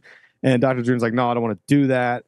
And everyone's like, oh, come on, do it. And then Dr. June says, well, okay, but it's going to require the consent of the audience, which is interesting because that's where that's a theme you hear oftentimes when we research the occult and conspiracies and stuff, dude, is that they need our consent into this sort of Luciferian dude, that's world so order. crazy. That's so crazy.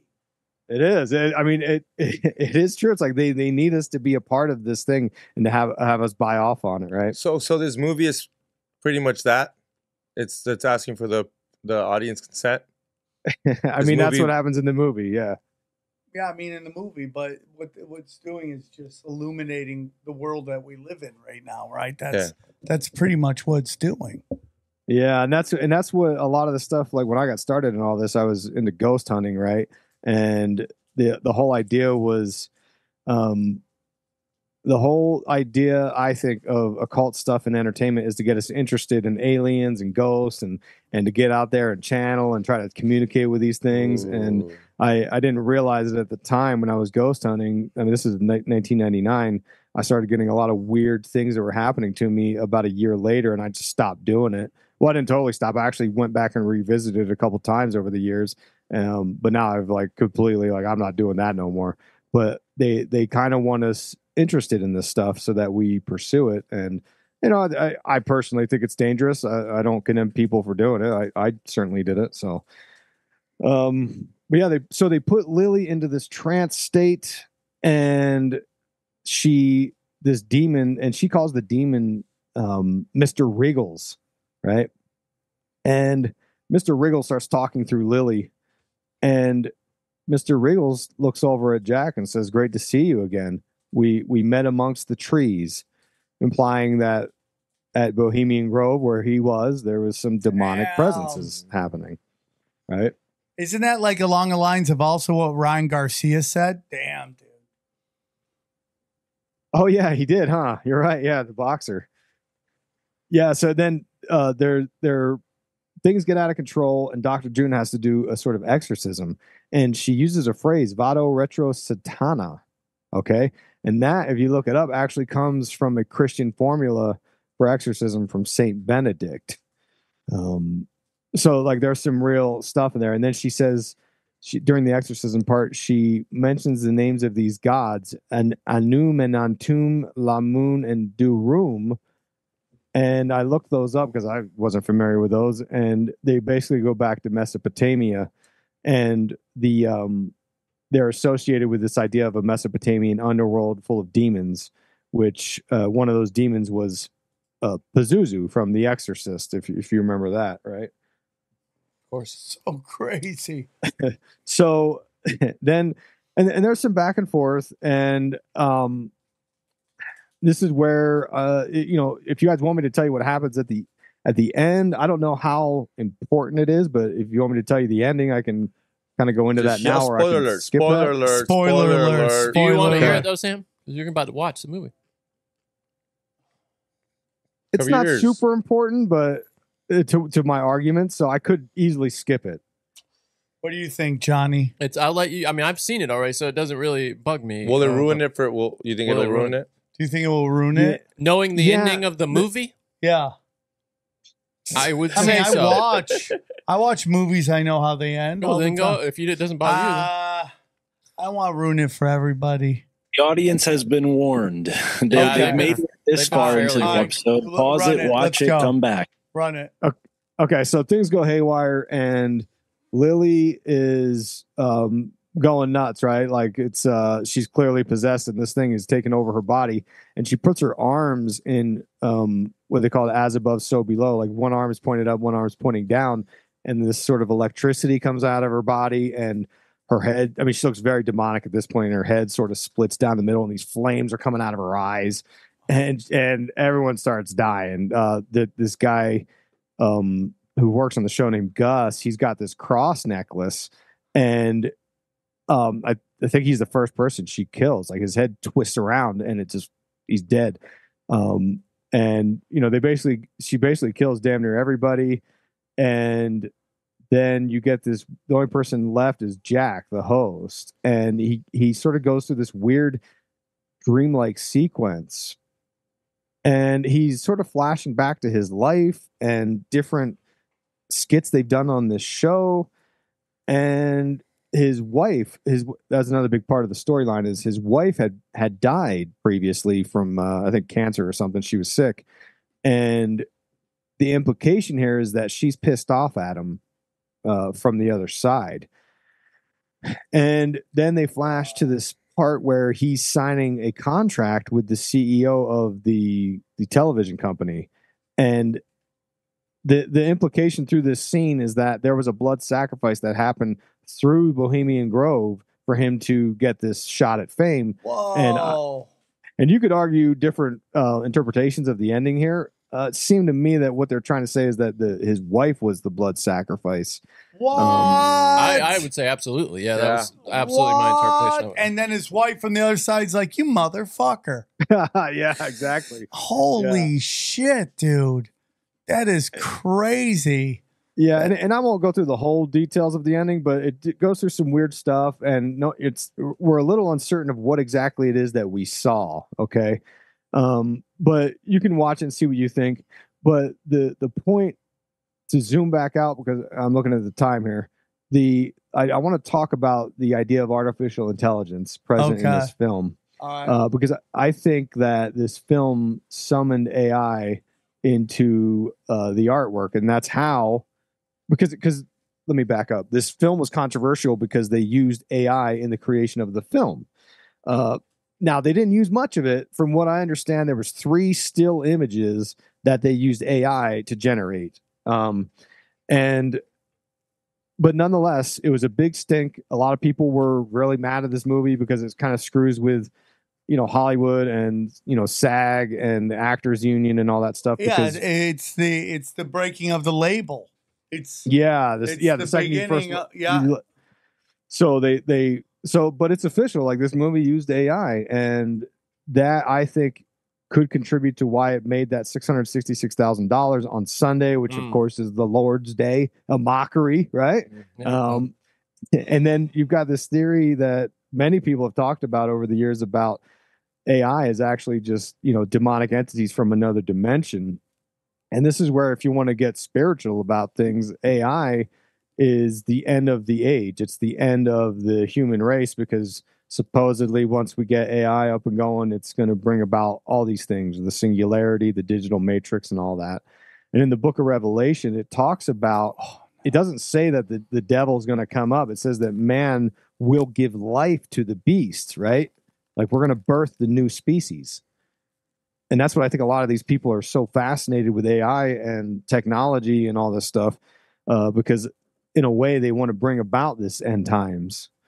And I did 2 big shows in June of 2023, Is AI the Antichrist? Where I dove deep into the stuff. But a more interesting idea to bring forth is I interviewed Professor Diana Pasulka last year, and she wrote a new book called Encounters, and she's the one that hangs out with the invisible college, they call it, of alien researchers, and a lot of their stuff dabbles on into the occult. What if she's the one that kind of she was on Rogan's, right? Yeah, exactly. Yeah, okay, yeah. Like, she believes like old alien encounters might have been like the Holy Spirit or something like that. Yeah, she's got a background. She's a professor of religious studies, and she got a Catholic background, and she's been researching a lot of this stuff. And she presents the book as like, look, this is what these people are researching. She doesn't really give her opinion necessarily about it. Like, she's not like, oh, they're demons or oh, they're angels or whatever. She's just like, these people are studying this phenomenon, and it's very real to them. And there's actually a long history of contact with entities, even through the Vatican and such, right? And in her book Encounter, she talks about different synchronicities. And anyway, she talks about the scientists that named Aya or Ia, I'm not sure how you pronounce their name. And the scientist, she does studies on what they call the cosmic perceptual network. And this is the same concept we were talking about at the beginning of the show, this idea of, Plato called it the archaic remnants, this reservoir from which the symbols talk to us, the unified field. These are all very similar. And it's referred to as panpsychism sometimes. It's what you see in Avatar, right? It's the idea that the environment is sentient and has it's a network that we're all connected to in different ways, from plants to animals to humans. But she studies this stuff, and it's in the book because there's a whole discussion about how AI could be all around us, and it's just a form of consciousness. It could be us from the future. It could be fallen spirits. Like Elon Musk said that we as humans, we're just what he called a biological bootloader to bring in this digital super intelligence. This is all what James True was talking about on the show maybe a dozen episodes ago. Isaac, I don't know if you tuned into that episode, but yeah, James True has a very similar concept that he talks about, that it's recreating the Matrix AI technology that we're being, force fed right now is a artificial recreation of something that is all around us and maybe connects to that whole Kali Yuga cycle, golden age concept. Yeah, and some of these people that are involved in the UFO studies that Diana Pasulka is talking to, they actually do believe that they think that the intelligence behind these UFOs is actually artificial intelligence. And like I said, it could be us from the future. It could be entities from another dimension, but they are revealing themselves to us slowly or purposefully or something like that, right? But anyways, the point is that if you look at the film through the framework of AI as an intelligence of some kind from another dimension, however you want to paint that picture, it could be that they used AI for this film, and then that tells me that maybe it's demonic because it had all these sort of strange occult symbols that we talked about throughout the whole movie. And I just want to reiterate once again, that box office number is legitimate. Like, I went and looked for that, and I could find nothing on record of the box office being manipulated in that way for publicity, because it surely would have been done before. Variety looked into it. I think you referenced, and I remember reading a story about one of them trying to, find out if it was legit, and they could find no reason to think it wasn't legit. So, I mean, that to me is the best proof that they were through, whether they knew it or not, in making this film, initiating some kind of ritual, which is, this is the manifestation of it. It's disturbing to me. I know we don't believe in coincidence, but like I do, but that can't be one. That's what I'm saying. That can't be one. Crazy times, guys. Great show today. Great show. Crush Fest. Such a crazy, one of the best conversations we've had on the show. One more time, Isaac, tell them where they can find you. Yeah, I host the Occult Symbolism and Pop Culture podcast. If people are interested in checking that out, I talk about these kinds of things all the time. Last year in June 2023, I did 2 parts on Is AI the Antichrist that I would highly suggest you check out.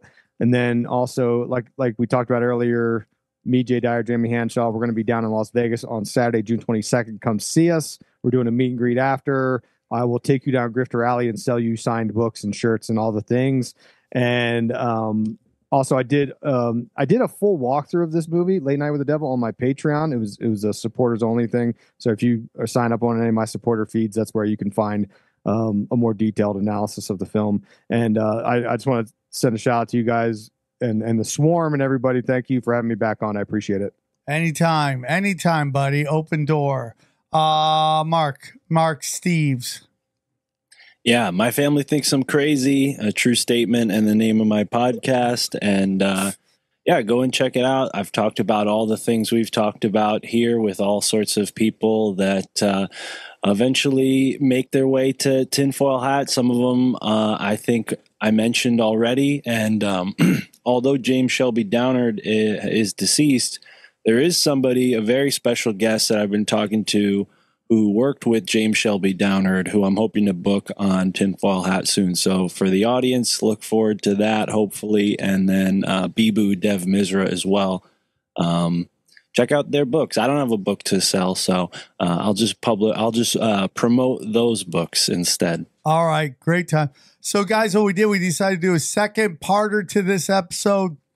We're getting deeper into the 777s of in conspiracies too. So enjoy this episode with my boy Giovanni Vuk and John Lee Chalbeck. Enjoy it. The Florida Keys kid. Enjoy the episode. All right, guys, let's get into second level. The second part of this amazing episode 777. I'm very excited to have my guests on. They're good friends of mine, even when I mess their names up.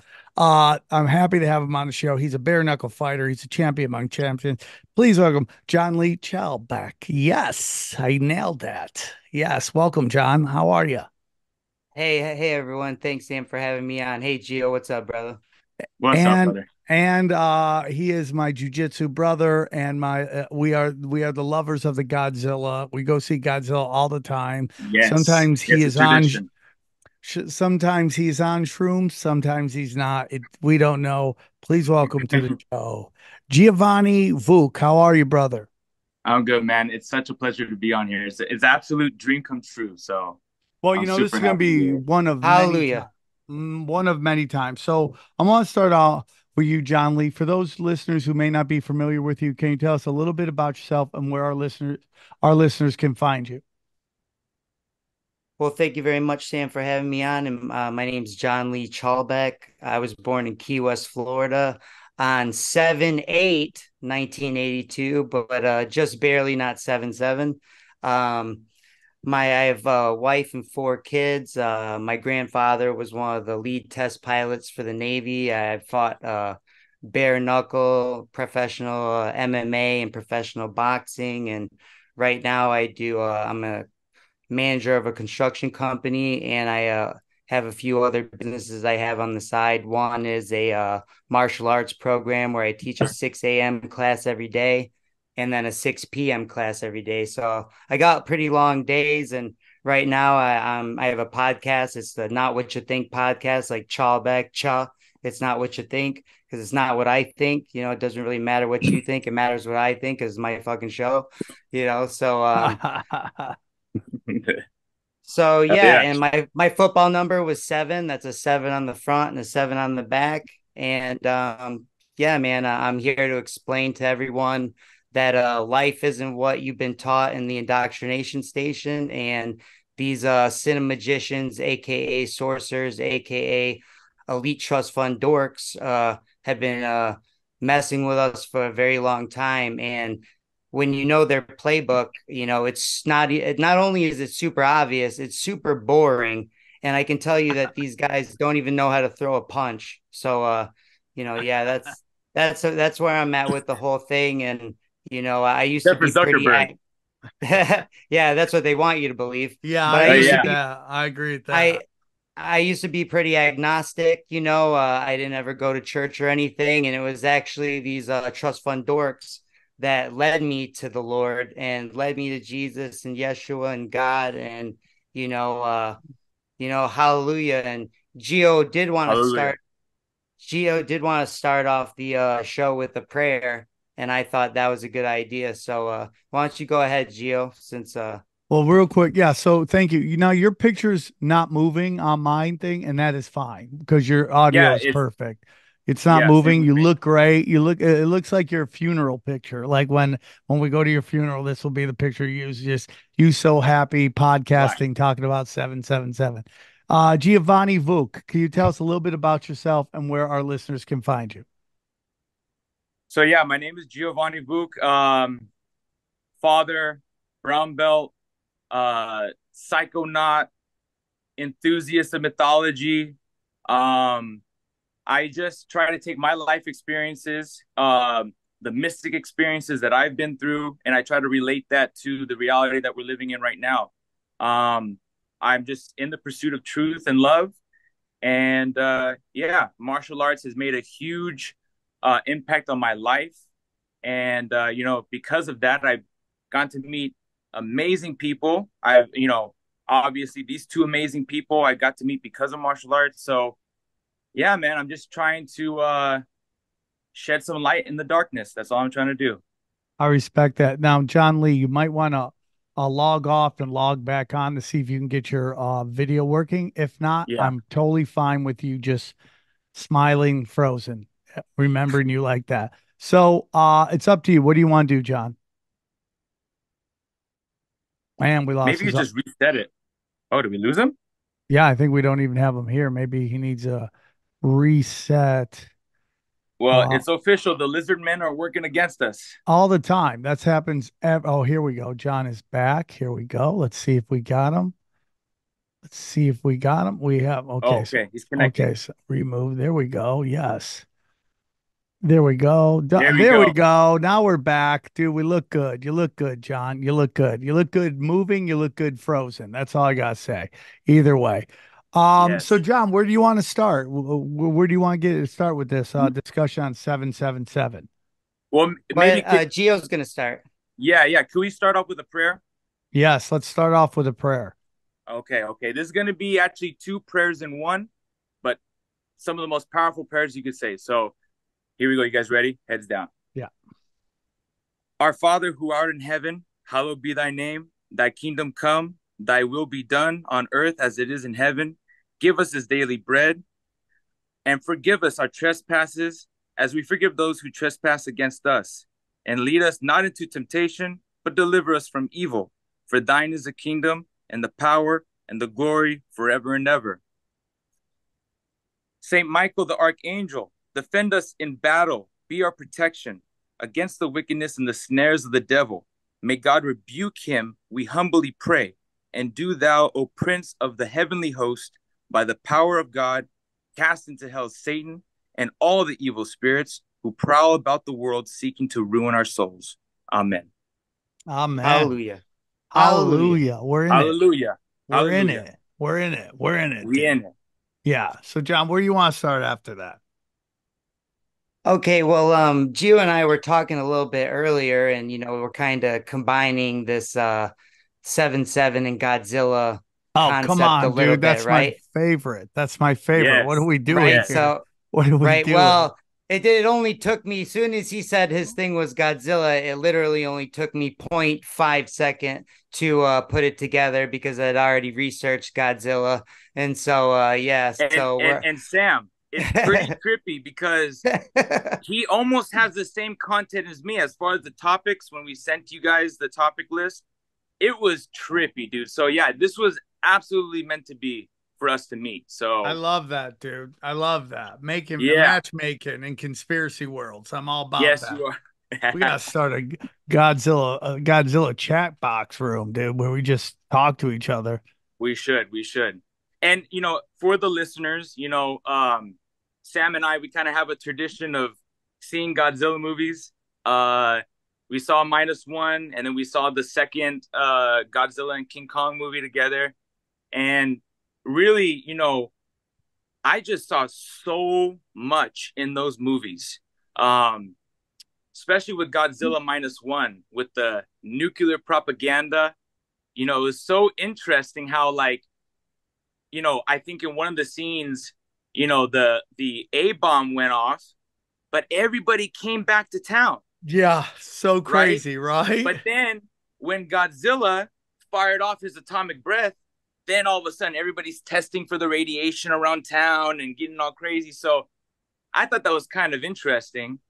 And then, of course, Godzilla versus King Kong. Oh, my goodness. There's so much to decode in that movie. I mean, it's absolutely insane.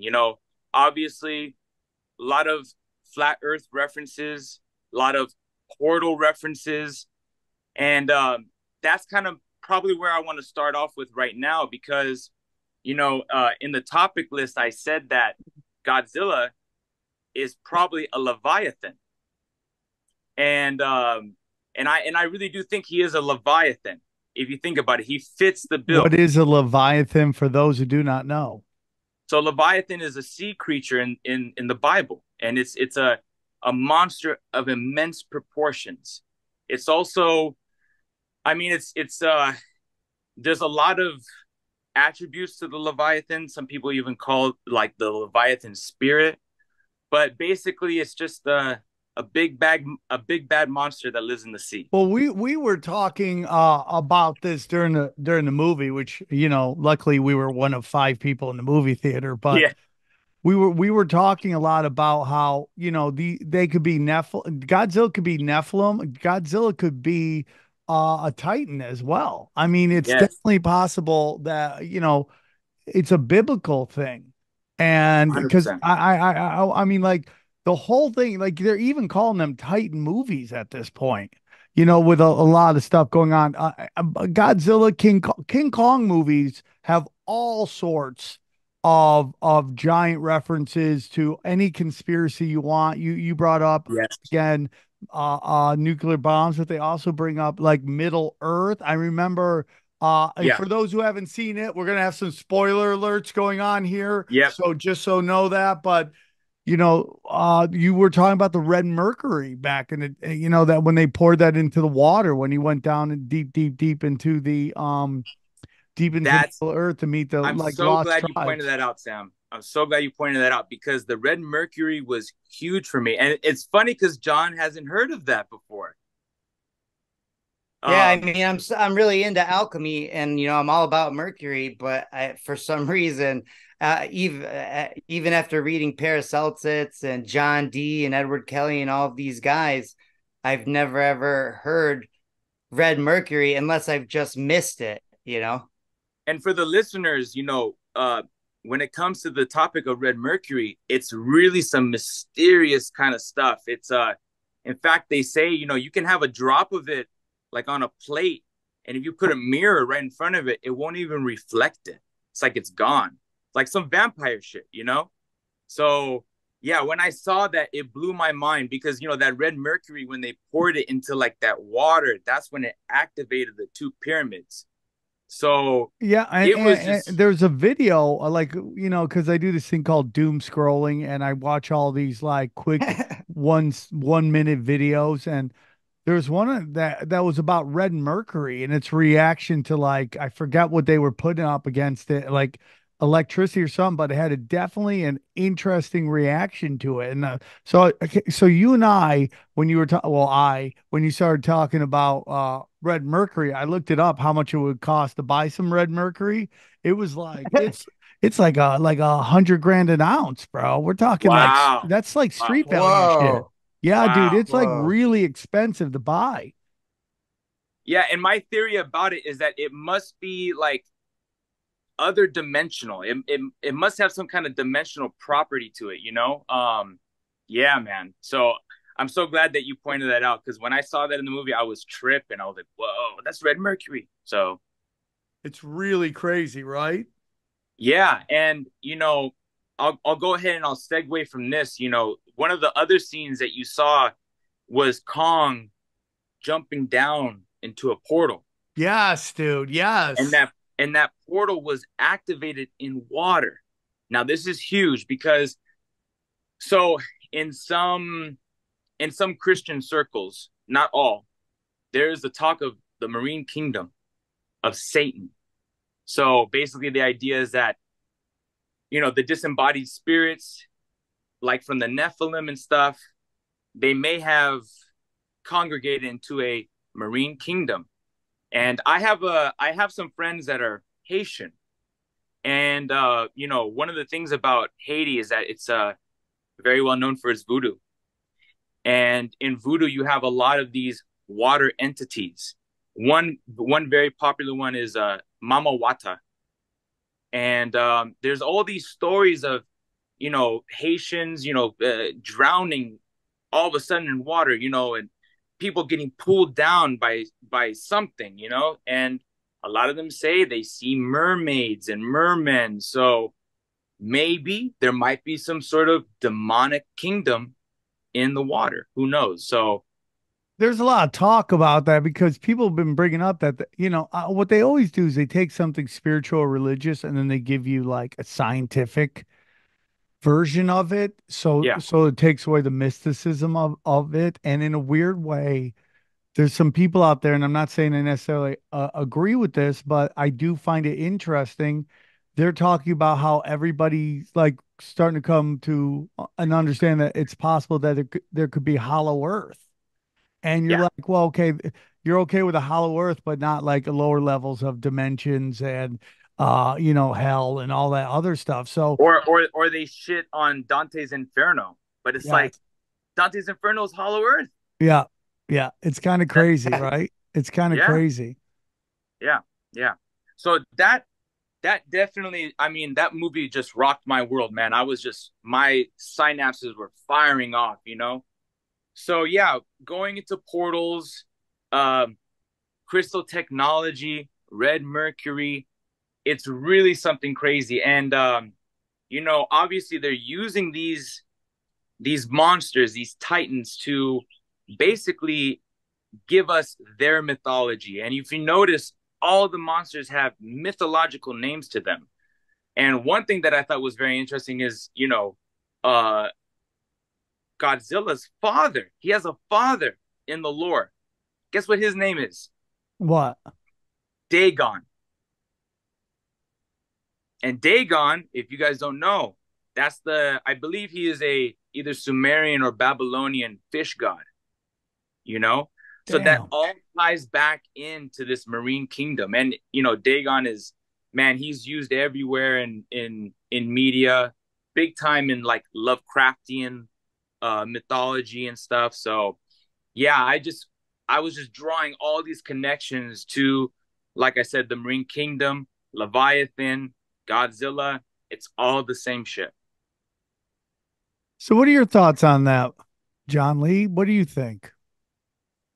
Yeah, I think these cinemagicians, you know, like Juan, shout out to Juan on Juan, like he would call them, are using, you know, alchemy of movies, you know, instead of doing spells on us with a wand from the holly tree, you know, they use Hollywood, you know, Yep. and you know, if you follow the etymology, you know, of the English language, I mean, they're making fun of us with pretty much every word. And to tie 77 right into Godzilla, you know, and talking about portals, the monster Abaddon in Godzilla is what comes out of the ground by Devil's Tower, which is right next to Outpost 77, right? And if you know anything about Abaddon, aka Apollyon, this is the demon that comes out of the abyss in Revelation, which CERN is built right over that spot, right? Yeah. So, I mean, when, you know, and you have to forgive us when like Gio and I were talking about how it's easy to go off on tangents when you're talking about this type of stuff. It's because there's so much information and everything is connected. Believe it or not, everything is connected. Once you go down the hole deep enough, you'll find out that, you know, all of these civilizations are telling the same fallen angel story. And they're just really trying to hide the true names, what I believe the true names of these demons. And these demons have been assigned numbers, right? And I believe that 77 is the main demon. And if you wanted to call it a name, most people would call it by Satan, which is really just means the adversary. So if Gio and I are fighting, he's my Satan. So they really go out of their way to try to get people confused about the names. And they tell you this in these movies where there's always an exorcism. First, they have to say Jesus 1,000 times to be able to get the demon to tell you the real name. And in that movie, The Pope's Exorcist, he goes, "Tell me your name, Satan." Right. And they find out that the real name is Asmodeus. So, you know, most of the names of the movies of the monsters in Godzilla are not only mythological, they're biblical. For example, Methuselah, you know, the Baphomet is what Who was the comes out. oldest one? Right. Methuselah, Abaddon, Typhon, you know, there's so many of these that they come straight out of, and I thought it was interesting also that King Kong comes from Outpost 33, you know, like the main guy, you know, they're going to, you know, like I said, these main numbers that they're obsessed with are 33, 93, 77, 42. And I believe they use, you're always talking about 5D chess, Sam. I believe they use the 666, which is everywhere, as this psyop to get people to think about the devil instead of thinking about the true lead fallen angel, which if you've read the book of Enoch, is Semyaza. So I believe 77 and all these different names, it comes down to Semyaza. And then there's a feminine fallen angel, the Lilith, the Ishtar, the Venus, you know, and you see this everywhere. You see this numerical worship in everything and in every event, in every movie. And, if you want me to get started on the list, I Yeah, can that's get for right sure. Two things before you go on the list. So yesterday I was doing a deep dive. I was doing a deep conspiracy rewind on Rockfin. That's also available on samtripoli.com. And we were breaking it. We were watching like the breakdown by this guy named Mr. Truth Bomb. And you know how many kids that Laura Silsby supposedly took? 77. No, 33. They took Oh, 33 kids, right?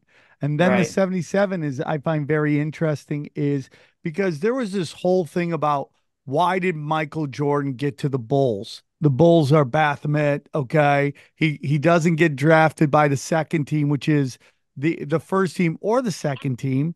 When he's the guy coming out, they draft Hakeem Olajuwon is great, but boom, he falls to the third pick and he's picked by the Bulls. Well, what I find very interesting is that the guy that they're pushing right now in the NBA is Luka Doncic, and his number is 77.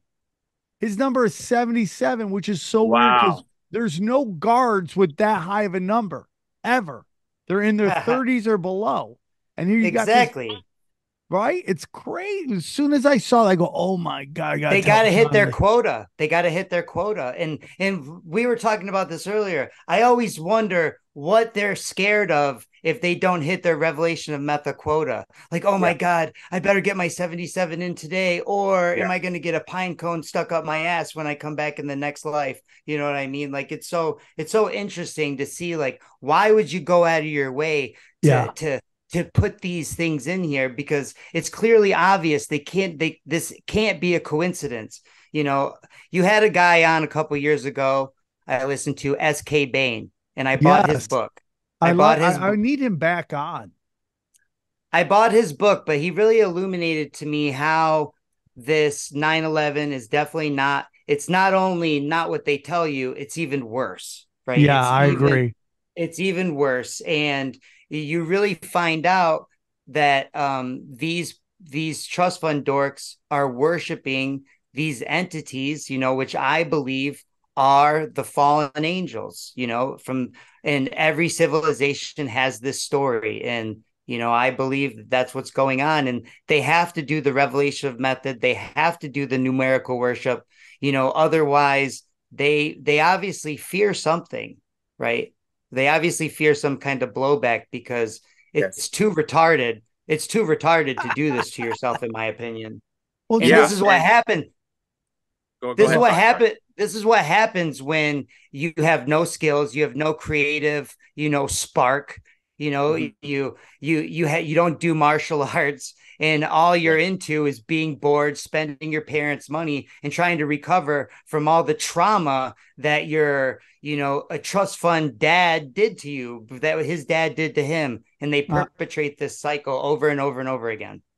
I agree, dude. I think there's something there. The thing that I'm coming to is like, obviously, dude, we know they do it through Hollywood, the music industry, all that stuff. Can they do that through the internet as well? I mean, we know that YouTube can make up fake numbers, but do you think they also can? I mean, like we all know there's controlled opposition in the on the internet with like the Manaverse, with all these guys in the Manaverse. I think they're all intelligence agencies, but do you guys think they could do that also with like podcasting and YouTube and all that stuff? I'm a firm believer in the type of Mandela effect that you described, Sam. They can go into the internet and scrub whatever information they want, or put in new information that they want. So, and I feel that's the Mandela effect that I really do believe that they can control it to the point where they can go in and they have programs where they just flip shit. Yes. Yeah. I'm a firm believer in that. And I believe, Sam, that a lot of these people that haven't been offed, in a time when they were assassinating people for speaking up, I think a lot of them just serve as revelation of method for the elite. Number one example, the GOAT, I guess you would say, most people would think, is Alex Jones, right? He serves 100% as revelation of method for the elite. And And this is the guy oh, NASA's so real. NASA's so real. Look, I had astronauts over to my house, in my grandpa's house in the Florida Keys. The Alan Shepard, guys like John Glenn hung out with my grandpa. Okay. I used to worship these guys, and they're all fucking liars, right? They're all liars.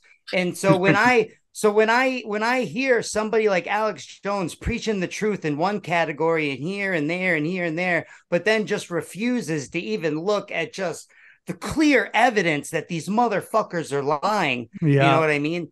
Then what I see is revelation of method by someone that doesn't know their revelation of method. Now, and they'll let him keep doing it. What do you think are his biggest blind spots?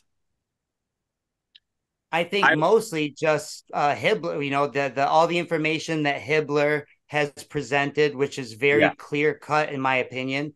And it's very clear that it's like whenever he's on, he just is like, Hail Hibbler, Hail Hibbler. Like he keeps like trying to antagonize him and shit like that. So in my opinion, Alex Jones serves as revelation of method for the elite, and he probably doesn't even know it. And that's why they let him live in a time when he definitely would have been offed, like Philip Marshall, who was the pilot that tried to tell everyone that 9/11, there's no way 9/11 happened the way it happened. And then, he kills his kid and he kills his other kid, then kills himself and kills his dog. Yeah, right, dude. Yeah, fucking right. So if they're letting people slip by and they keep telling the truth, they're just revelation of method, in my opinion. Mm-hmm. Now, at this point, the internet has gotten it's like Sam said, they thought that there'd only be 10 websites, right? So now they just push out so much conspiracy. Nobody knows where to turn. Nobody knows where to turn. So that's everywhere. They flood it. They can't control it. They flood it. Exactly. Because they can't kill all of us. They can't kill all of us. You know what? I was just at Jimmy Dore, and I started to notice that so Tony Hinchcliffe, who's my good friend, goes on the roast and annihilates everybody, and which is fine. I thought it was great, and I think he was awesome. I think he was a late ad because I saw them advertise just added Tony Hinchcliffe, and I'm like, oh, that's great. That's right in his wheelhouse. But the next day, the thing that I found really interesting was about how all of these accounts just kept saying, oh, comedy's back. We're back. We're back. It's back. It's back. We're back. And I was like, wow, that's really weird that everybody's saying that one time. And then it kind of dawned on me is like, was that like Netflix trying to get everybody back to watching Netflix by telling them, hey, look, we're back, man. We're talking shit again. Right, guys? Come on, man. Because and this isn't against anybody on the roast. This is about the elites panicking that no one's watching their shit anymore. And it's not even about money. It's not about money because they print money. It's really about the fact that you're not paying attention to what they want you to do. So they have to do these things where they bring in these people that have these huge followings and let them do crazy shit that 5 years ago they wouldn't even touch with a 1,000-foot pole. You know, when they got Shane Gillis and now they got Tom Segura, and I talked to Tom the other day. He's like, dude, they're like, just, we hope we don't have to ask you to go harder, which is such an interesting thing for Netflix, which is known for doing the most woke bullshit out there, right? So, like, is this a ploy to get people back to their brand because nobody's paying attention to and they can't brainwash us anymore? Well, just think about the word currency, right? It's like a river. It's like a river. Your energy is the money. You spend all day working for this thing that they don't need, that they don't spend any energy making. They just print more of it. You have to go spend your whole day, all of your thoughts on this currency. And like a river, it flows in only one direction to each side of the river bank. And that's where they put the money, in the bank. That's where the water collects. And this is where etymology is really important. People just study the English language, and you'll see that these people are making fun of you with every single word. Pharmakia is sorcery. Alkul is the spirit of destruction while you're at the bar, which is Sumerian for altar. You know what I mean? It's all in there and everything's connected, and just, get right with God, get prepared, because revelation is coming. It doesn't mean you're all going to die. It means that you're all going to know the truth. It means you're 100%. all going to know the truth eventually. And everyone's waking up. And what's It's the apocalypse? The apocalypse is the unveiling of truth. To reveal. It means to reveal. And so Yeah. it's all going to come down the pipe, people. So just make sure you're grounded with the Lord, and stop believing in psyops. And you want me to go over this list, Yeah, let's do it. Let's do it. Okay. So everyone, let's just start with 9/11, and I'll read it to you in a way which, I think is pretty unmistakable, that you deny that there's some trust fund dork fuckery going on here. Okay. Some duckery. Some duckery, bro. Some straight up duckery. Okay. So on September 11th, 1941, the 77th Congress had a groundbreaking ceremony at the 77th longitude to build the Pentagon, which is 5 sides, but it's actually 7 because there's a top and a bottom, right? So that's 7. Okay. It was built purposely on the coordinates of 77, and the height of the Pentagon is 77 feet tall. Damn. It was built with 77 5,500 windows. On September 11th, exactly 60 years later, on 2001, they tell us what flight hit the Pentagon. Flight 77. Damn. And you're not a psychic. You're not a psychic, people. If you guess 77, you're just going along with the obvious. Okay. So how long was flight 77 in the air? For 77 minutes. Oh, exactly. Man. That's and crazy. They tell you that in every news. They have to tell you that in every news story. And that's also 577 minutes into the day. Oh. Okay. What? So, yeah.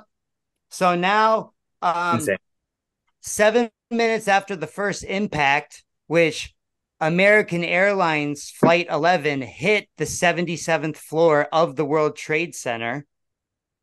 Did you hear that? The 77th floor. That's 7 minutes crazy. after that, the E-4B Advanced Airborne Command Post took off from Andrews Air Force Base.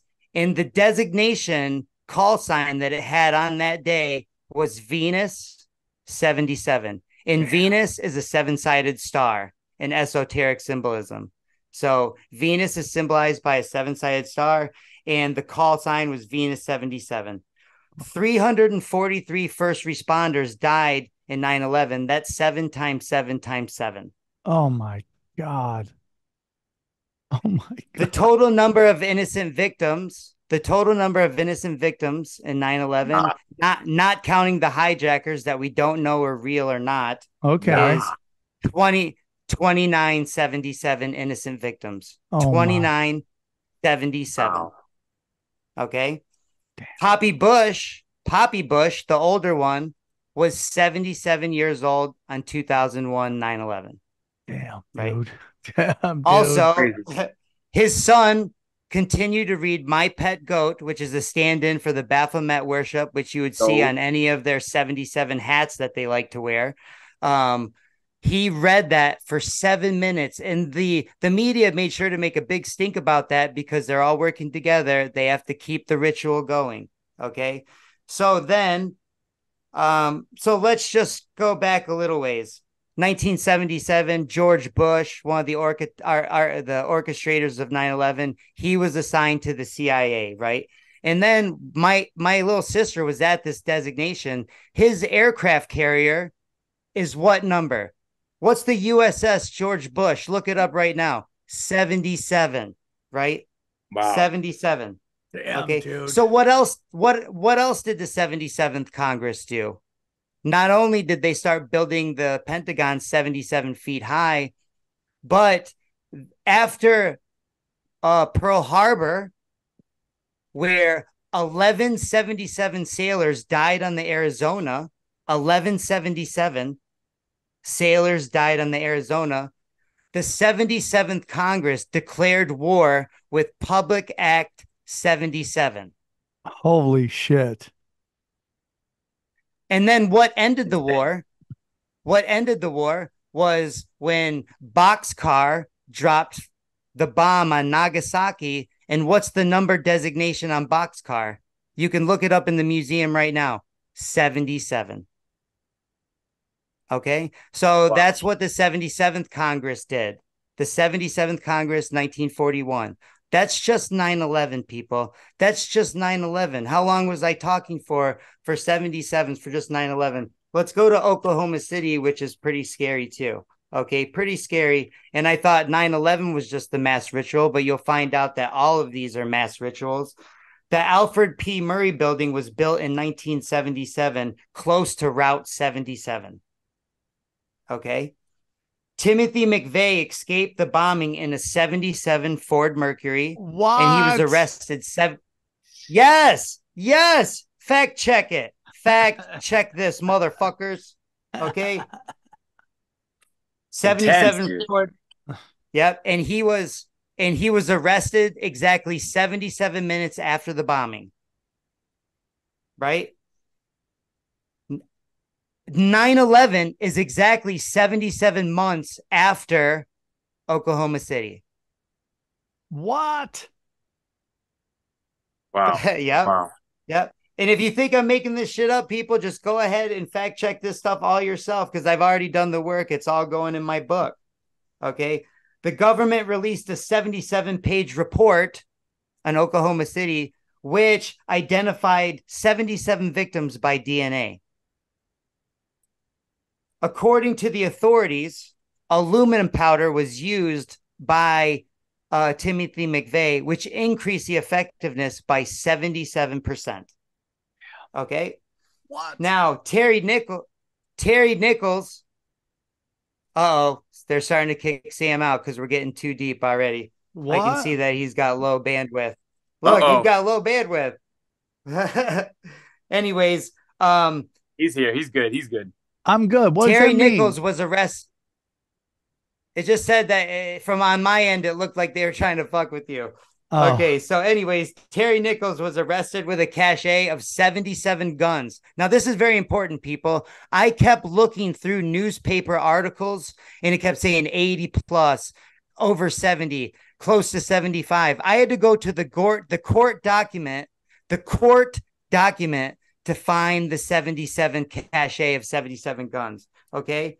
So Waco is on the same date as Oklahoma City, April 19th, which, by the way, is an ancient day of child sacrifice by fire, apparently. What? And hold on. What the is final that?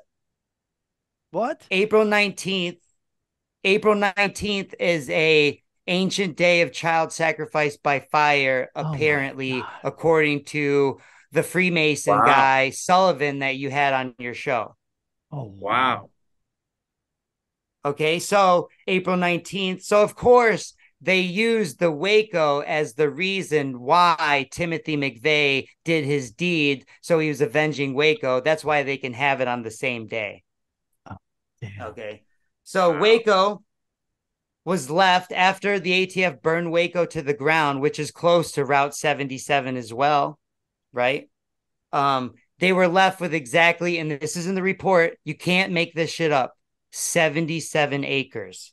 77 acres, right? Aren't you getting sick of me saying 77 like I want to say it? Like I want to keep saying this. Like I want to fucking keep... It's so trippy, man, because ever since you pointed out, I'm seeing the 77 everywhere, you know? When we first started texting, I said my lucky numbers are 7 and 11. Yeah, and that's mine too, because those are both my football numbers. 7 and 11 were both my football numbers. And then remember, I was like looking up churches. I sent you a little snippet of a screenshot, and it said 77 square miles. I was like, oh goodness, like no, hey people. Now listen, this is the craziest synchronicity I've ever had in my life. I was in here doing research for my book. I've gotten about 70 77s deep, right? And I look up and I go, Lord, I am not looking at another 77 tonight. I'm done. I'm done with this book. I'm done with this research. I am done with these loser ass trust fund dorks that don't even know how to throw a fucking punch. Okay, they got no creative spark at all. I'm just sick of them. And I go out to watch the new Roadhouse with Conor McGregor and Jake Gyllenhaal. The setting is the Florida Keys. So I'm like, cool. Let's see how crazy Conor McGregor is going to be. Cool. Let's see the Florida Keys on the big screen. It's going to be awesome. What's the only mile marker Jake Gyllenhaal walks by in the entire movie? I stop the movie. I look at my wife and I go, and she goes, what the fuck is going on? And I go, well, I guess that's the Lord. I guess that's the Lord answer me saying, you don't tell me when you're deciding not to see a 77. You're a spiritual warrior that you fight for me and you're fighting my battle, right? You don't decide, right? And that's how I took it. And so that's why I'll always stay the course. I'll always preach the truth because this is how the Lord talks to you. He talks to you through synchronicities, right? Things that they cannot be a coincidence, just like all these 77s. So let me continue. So let me continue because we've only scratched the surface. We've only scratched the surface and we've gone through 2 of the biggest terrorist attacks in our history, right? Right. Supposedly they're exactly the way they happened, the way they told us, right? Well, I just proved to you that numerically that's impossible for that to happen. And 2 of them in a row. So now we're at Waco, 77 acres. Yeah. Route 77. And then I had to find a certain article because I kept reading 76 deaths, Branch Davidian, 76 deaths. I'm like, no way they left it at that. No way they left it at that. And then I found the article written by William Booth, April 29th, 1993, 8 p.m. Eastern Standard Time. The final death toll of Waco cult appears to be 77 today. Right. So they got it in. They got their quota in, even though they probably thought we were being too obvious again with, another 77. Right. So that's so crazy, bro. Right. So, and so let's keep going. Columbine, there was 40, it lasted 49 minutes. That's 7 sevens. The Pulse shooting in Orlando had 49 victims. That's 7 sevens. Let's see here. JFK's license plate was GG, which is the 7th letter of the alphabet, and he was shot right. He was shot right next to Route 77, which supposedly Oswald shot from a 7-story building that had 7 windows, and then also. Another GG is, rest in peace, so sad when children are killed in these sacrifices, all of them, but Kobe Bryant's daughter was GG, and that's another 7-7. Oh my God. There's also that guy, GG Allen. Yeah. Crazy ass dude. Yeah. Who is he? Yeah. He's like he's famous, nuts. Crazy performer. GG Allen. There you go. 77 Allen. And what I believe is this is all this Aleister Crowley trust fund dork worship that started in 1912, where he's the master at renaming everything, right? And I believe that whatever entities he thought he talked to, he just renamed them Lamb, Awas, Corazon, whatever. But the real name is Semyaza, right? And they worship these fallen angels in their movies so much. Azazel is in like so many movies. Lilith. Remember Fraser's wife, his ex-wife Lilith, and he always referred to her as a demon. And then whenever she was in town, the one lady would always get headaches. You know what I mean? So it's like they do this stuff all day long in all of the movies. And some of the movies that they've really put 77 into that were clever was at the beginning of Natural Born Killers, and William Ramsey showed this one to me. They have 77 Sunset Strip on the TV. Right. And then in the famous occult movie, Stanley Kubrick, which probably got him killed, in the part of Eyes Wide Shut where she's trying to figure out dinner, she goes, dinner 7, and he goes 7. Right. So they're having fun with it. They're clearly having fun with it. Yeah. And like Sam said, the face of the league is Luka, which is 77. And if you trace back any military military assault on anyone with a resolution that went to Congress, there's a 77 in it. For example, Desert Storm is House Joint Resolution 77, right? Just like in World War II, it was Public Act 77. In Operation Iraqi Freedom in 2002, it was called the Authorization of Use of Military Force Against Iraq Resolution of 2002, but it passed in Congress with a 77-23 vote. Oh my God, dude. Wow. Right. And that bridge that just got sunk in Baltimore, I already knew that. I said it. They're like, oh, what happened with that bridge? What'd you say? I go, well, I know whatever they're saying, it's a lie. And there's a 77 attached to it somewhere. And sure enough, it took me about 2 seconds to find that it opened in 1977. So like I said, the playbook is so obvious. It's fucking boring. The Fort Hood shooter shot 170. He had 177 bullets on him left unfired. The media had to tell you how many bullets he had left on him, right?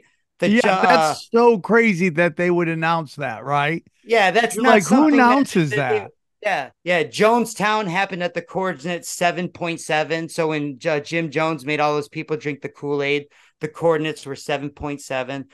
The July 22nd Norway shooting where he went on the island and shot all those people, 77 victims.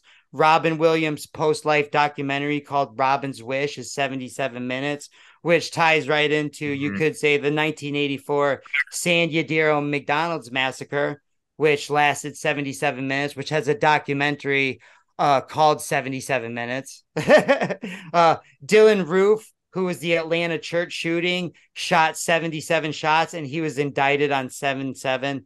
When JFK was killed, Topps Cards came out with a 77 card deck. Let's see here. Here's a weird one, and I got this from Sullivan, and I actually fact checked it, and it's true. Atari equals the Japanese word ataru for strike the target, and Atari came out on 9/11/1977 with the game Combat, which is Arabic for jihad. So when you put that together, it says jihad strike the target on 9/11. So I mean, I don't know, man. It's just all really weird. And it's all, in my opinion, just some trust fund dork fuckery. Even the Gulf of Tonkin, I was looking through that one, and only 2 senators voted against going to war in Vietnam. And one of them was the 7th governor of the Alaska Territory, who was 77 years old when he made the vote. Oh my God. Boom. Oh and my I could keep going, but you guys do some work for yourself, man. Do some work for yourself. You know, it'll all be in my book. I could keep going even longer. You know, the one that scares me the most, Sam, and this is the one that I'll finish with. And if you have kids, look at me very carefully and know that this isn't right. No matter what, this isn't right. Uvalde, Texas, right?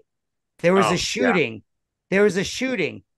And what prompted me to look this one up as I'm doing my research is I saw a video on X of all these cops running out of the school and they were throwing up. And I was like, oh shit, I haven't looked into that one yet. Immediately, soon as I click the first news article, it says the gunman was left unchallenged for 77 minutes. And I remember seeing video. Everyone, you remember seeing the video of cops tackling parents. They were tackling parents who were trying to rush in there to save their fucking kids. Yeah, right? I would go nuts. Right. And you saw that. You all saw it. And guess what? When I sent that information to one of my friends who's completely in a bubble, you know what she sent back to me? That guess what I found? The police released the 77-page report right after they let the gunman unchallenged for 77 minutes. And that's when I sat back up in my chair, gentlemen. And it was like a demon said, oh, you found me. Be careful. You found me. Right now you found me. Now you're fucked. Right? And that's how the devil works, John, because the devil can only scare us, right? Because God does not put fear in our hearts. You know, God is not a scary God. He is a good God. He is a giving God. And that's just how it works, man. It's all scare tactics. That's all it is.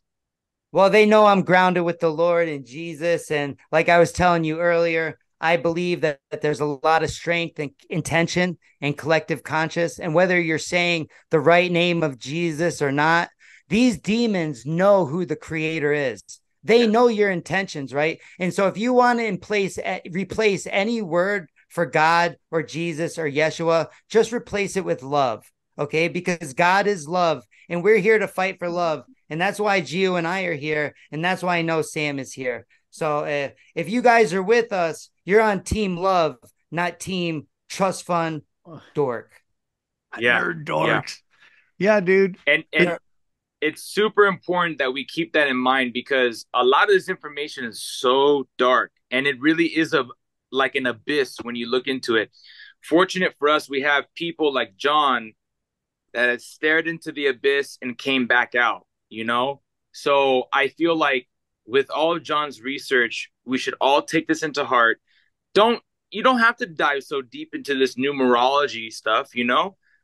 But that's why we have these people like John to keep us on track, because you know what? We do have to know what the playbook is. We have to know. Well, why do you want to learn the playbook? That's the question. Like, is ignorance bliss? Maybe. But I also think I'm obsessed with information. Well, it's also that, like, if you decide not to pay attention to it, you play into their game too. You allow them to get away with it. It's like martial arts. It's like martial arts. The martial arts is the art of the advantage. Why are you going to let this other group have an advantage over you? You need to be able to defend yourself.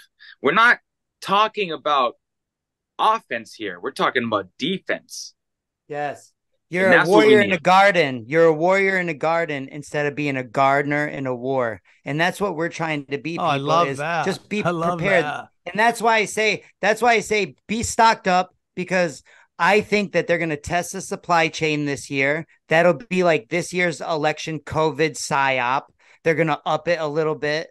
Instead of just shutting down the businesses, they may test the supply chain to see who's humanity and who's on team love or who's on team scarcity, right? Are you on team abundance, or are you on team scarcity and you're going to go start robbing people? Or are you going to be like Gio and I and have extra and give to someone? Okay. So, all I can say, ultimate altruism is always going to win over any individual evil.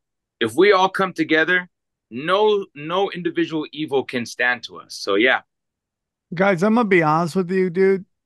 I think we're going to go through this crazy 2024, and I think you're going to see a giant change in vibration in 2025. I think I know that, like, Klaus Schwab is 84 years old and he can't do this forever, but these dudes are all stepping down. These guys are all dying off. This evil guard is dying off, and these trust fund retards, okay, are filling in the void, and they can't do it. They just can't do it. They're not the same generation. I mean, if you look at George Soros's kid, he's so dumb that they had to bring in Hillary Clinton's scissor sister, that Humadine, whatever her name is, to be his handler.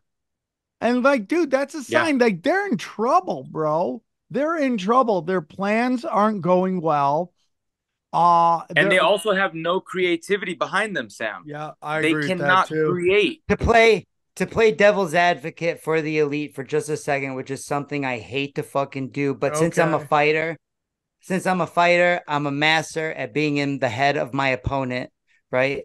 And if you were in charge of reality for thousands of years and being in control, what would be your biggest fear when it became your turn? It would be fucking it up for your entire family line, right? Yeah. So every generation, these guys are getting more and more nervous. And right now, I guarantee you, they are freaking out because so many people know information that can only be done through initiation by people like,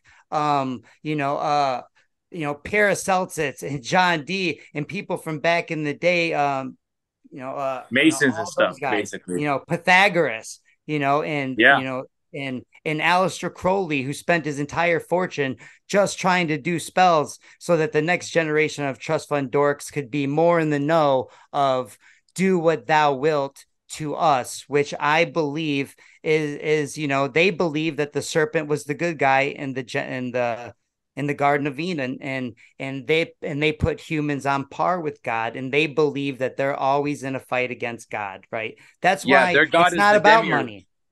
It's not about money, right? It's not about money. It's about getting you away from God. That's why they create everything scientific. They want you away from God, what is the word science comes from? It comes from the word seance, which is a ritual to invoke something in another dimension. So trust the seance. I don't think so. Trust the seance. I agree, bro. Yeah, I dude. agree. It's kind of crazy, but it's like, I'm sorry, dude. We're starting to learn more and more of their games. They've tried to run the games again and again and again, and people don't fall for them. They're not listening to them. They're not like, dude, they're really trying to get this bird flu going and nobody's buying it, dude. And it's like, I'm just waiting for people in my life that are a big part of my life to wake up that all vaccines are bullshit. Not just the COVID one. They're all bullshit. I like, dude, I truly believe that those first ones that you're given in the beginning are the ones that take off years and years and years off your life. Like the one guy that all he did was tend to his orange grove in Florida. He didn't even know how old he was. He never had a vaccine in his fucking life. He was like 150 years old. Everyone was trying to figure out how old he was. He never had a vaccine. Well, Look this is a fact. This is a fact right now. Whenever you do get one, it is a higher dosage than, say, when I was a child. Yes. It's yes. like double the dosage. Yes. You know? And I'll tell you why, because they know that everybody has a different threshold, or as my cousin called it, a cup. Everybody has a different cup, and everybody can, and some people can take more than others. So to make sure that everyone gets to the same place, they just bombard you right now. They just bombard you with fucking with metals. Think about this, dude. And someone told me this the other day. I heard this. It was again on doom scrolling, but somebody said the other day that the reason that they got lead out of paint was not because kids were getting sick, but because they found that the lead was stopping some of their fucking frequency vibrational EMF stuff. When it tried to go through the wall, the lead would block it. So, well, Sam, a lot of this stuff has heavy metals in it. And if there's anything that's going to mess with your psychic energy with frequencies, it's going to be these heavy metals, dude. So real quick. So if we're taking lead out of the paint because we're worried about the kids, why are we bombarding them with toxic metals in these vaccinations? It doesn't make any sense at all. Because they fucking hate you. Yeah, 100%, dude. You're a goyim. They believe that you're below, that you are just cattle. They call you a goyim, which is they hate you because they see God in you. Yes. That's why I'm with you, dude. I'm totally with you. I'm totally. Look, if it was all about money, they wouldn't be trying to get these kids to cut their dicks off and turn them inside out. Right? They wouldn't be trying to do that, but they're going out of their way. And this Ishtar worship went on. As soon as they started making movies, they started doing Ishtar worship in the movies to get to this place that we're at now. Remember who the most muscular action movie hero was in the 80s? Arnold Schwarzenegger, Conan, Predator. Who was the first actor? Who was the first actor that literally gave birth on screen? Was Arnold Schwarzenegger in the movie Junior in 1993, right? So it went from the most manliest man to literally being the first man to give birth. And back in the 90s, it was just a joke, right? Yeah. It was just a joke, but it was setting the stage. It was setting the stage and planting seeds, just like in martial arts. We plant seeds to our students and hope they grow, right? But that's what the elite do. And to defend them, like before I got I just thought of it, to defend them, right? They all go through an initiation themselves which is very traumatizing as kids, which they create psychopaths, right? So they're created as childs. They're put through these ceremonies, they're put through these sacrifices, they seek other kids being killed, right? And then they grow up psychopaths, right? And this keeps perpetrating. It's a cycle. And they've lied to you about everything. It's not our history, right? It's not our story, it's his story. Yeah. Their story. Their story that they're trying to oppose on us. You know, and that's why that's why I'm so big into hidden history. Obviously, you know, Tartaria and all those things, you know, that's just a part of the whole complex of lies that they've created so that we don't know what we're living on, what time we're in, who we are.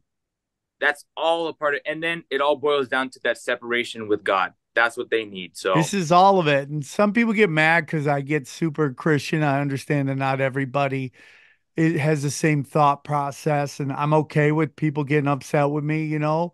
But I just want to tell you that is at its core where it's I want at. to say this, Sam. I want to say this. I was not a strong Christian 2 years ago. Okay. And then I was spiritual. I have my psychedelic background. You know, I like to call myself a psychonaut.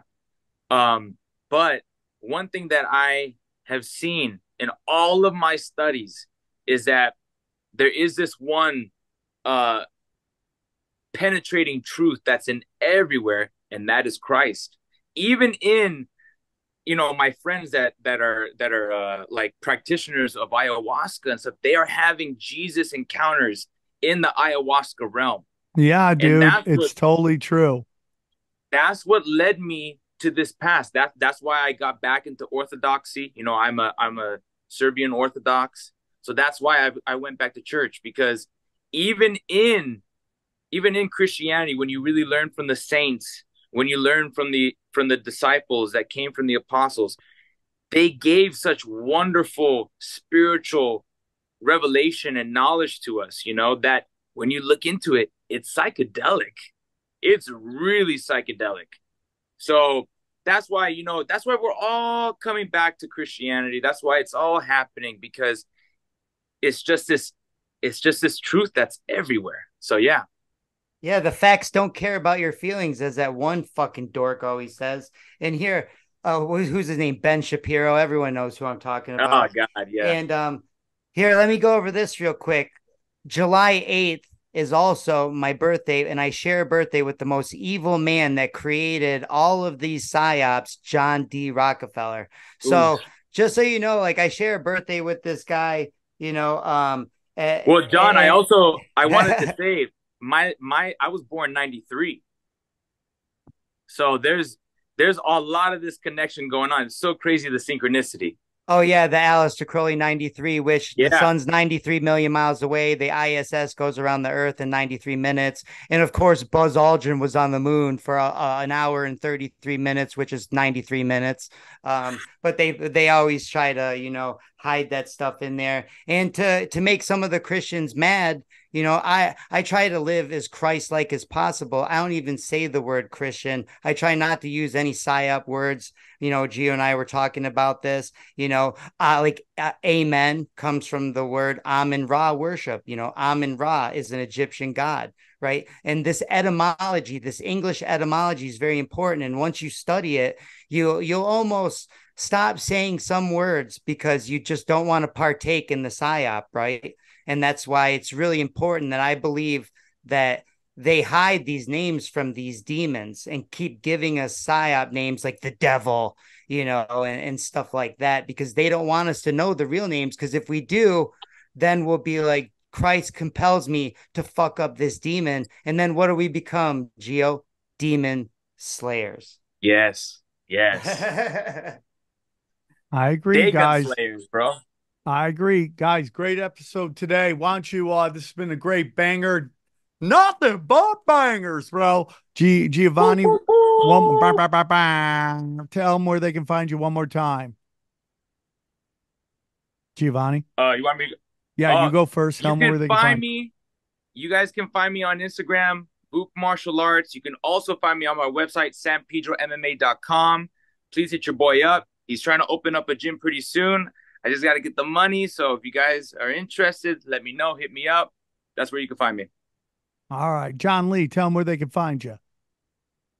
Guys, you can find me at Twitter, on X. You know, I'm the Florida Keys Kid 7, I believe. And then on Instagram, I'm just the Florida Keys Kid. You can find me on my YouTube. It's Not What You Think podcast and the Realm Kings. And Gio and I decided that we're going to do a little segment together. And it's going to be called Dragons, Demons, and Dagons. Oh, my. I love it. That's my jam, dog. That's my jam. We got to get you guys. We'll have you guys in studio and we'll crush that as well. Thank you guys for tuning in. Thank you. Hope you guys enjoyed the 77. Listen, man, we're hurling towards 800 episodes, and that means we're 200 episodes away from the big 1,000 episodes. So, man, big things are coming. I can't believe how quickly it's going. Hopefully we'll make it to 1,000. I know we will, but thank you all for your support. Take care, everybody. Bye. Stay the course. Stay the course. The course. Yes. We go deep, homeboy. Aaron, open your mind. Drink from the fountain of knowledge. There's lizard people everywhere. That's some interdimensional shit. Wake up, Aaron. This is only the beginning. Dude, you just blew my mind. Tinfoil hat.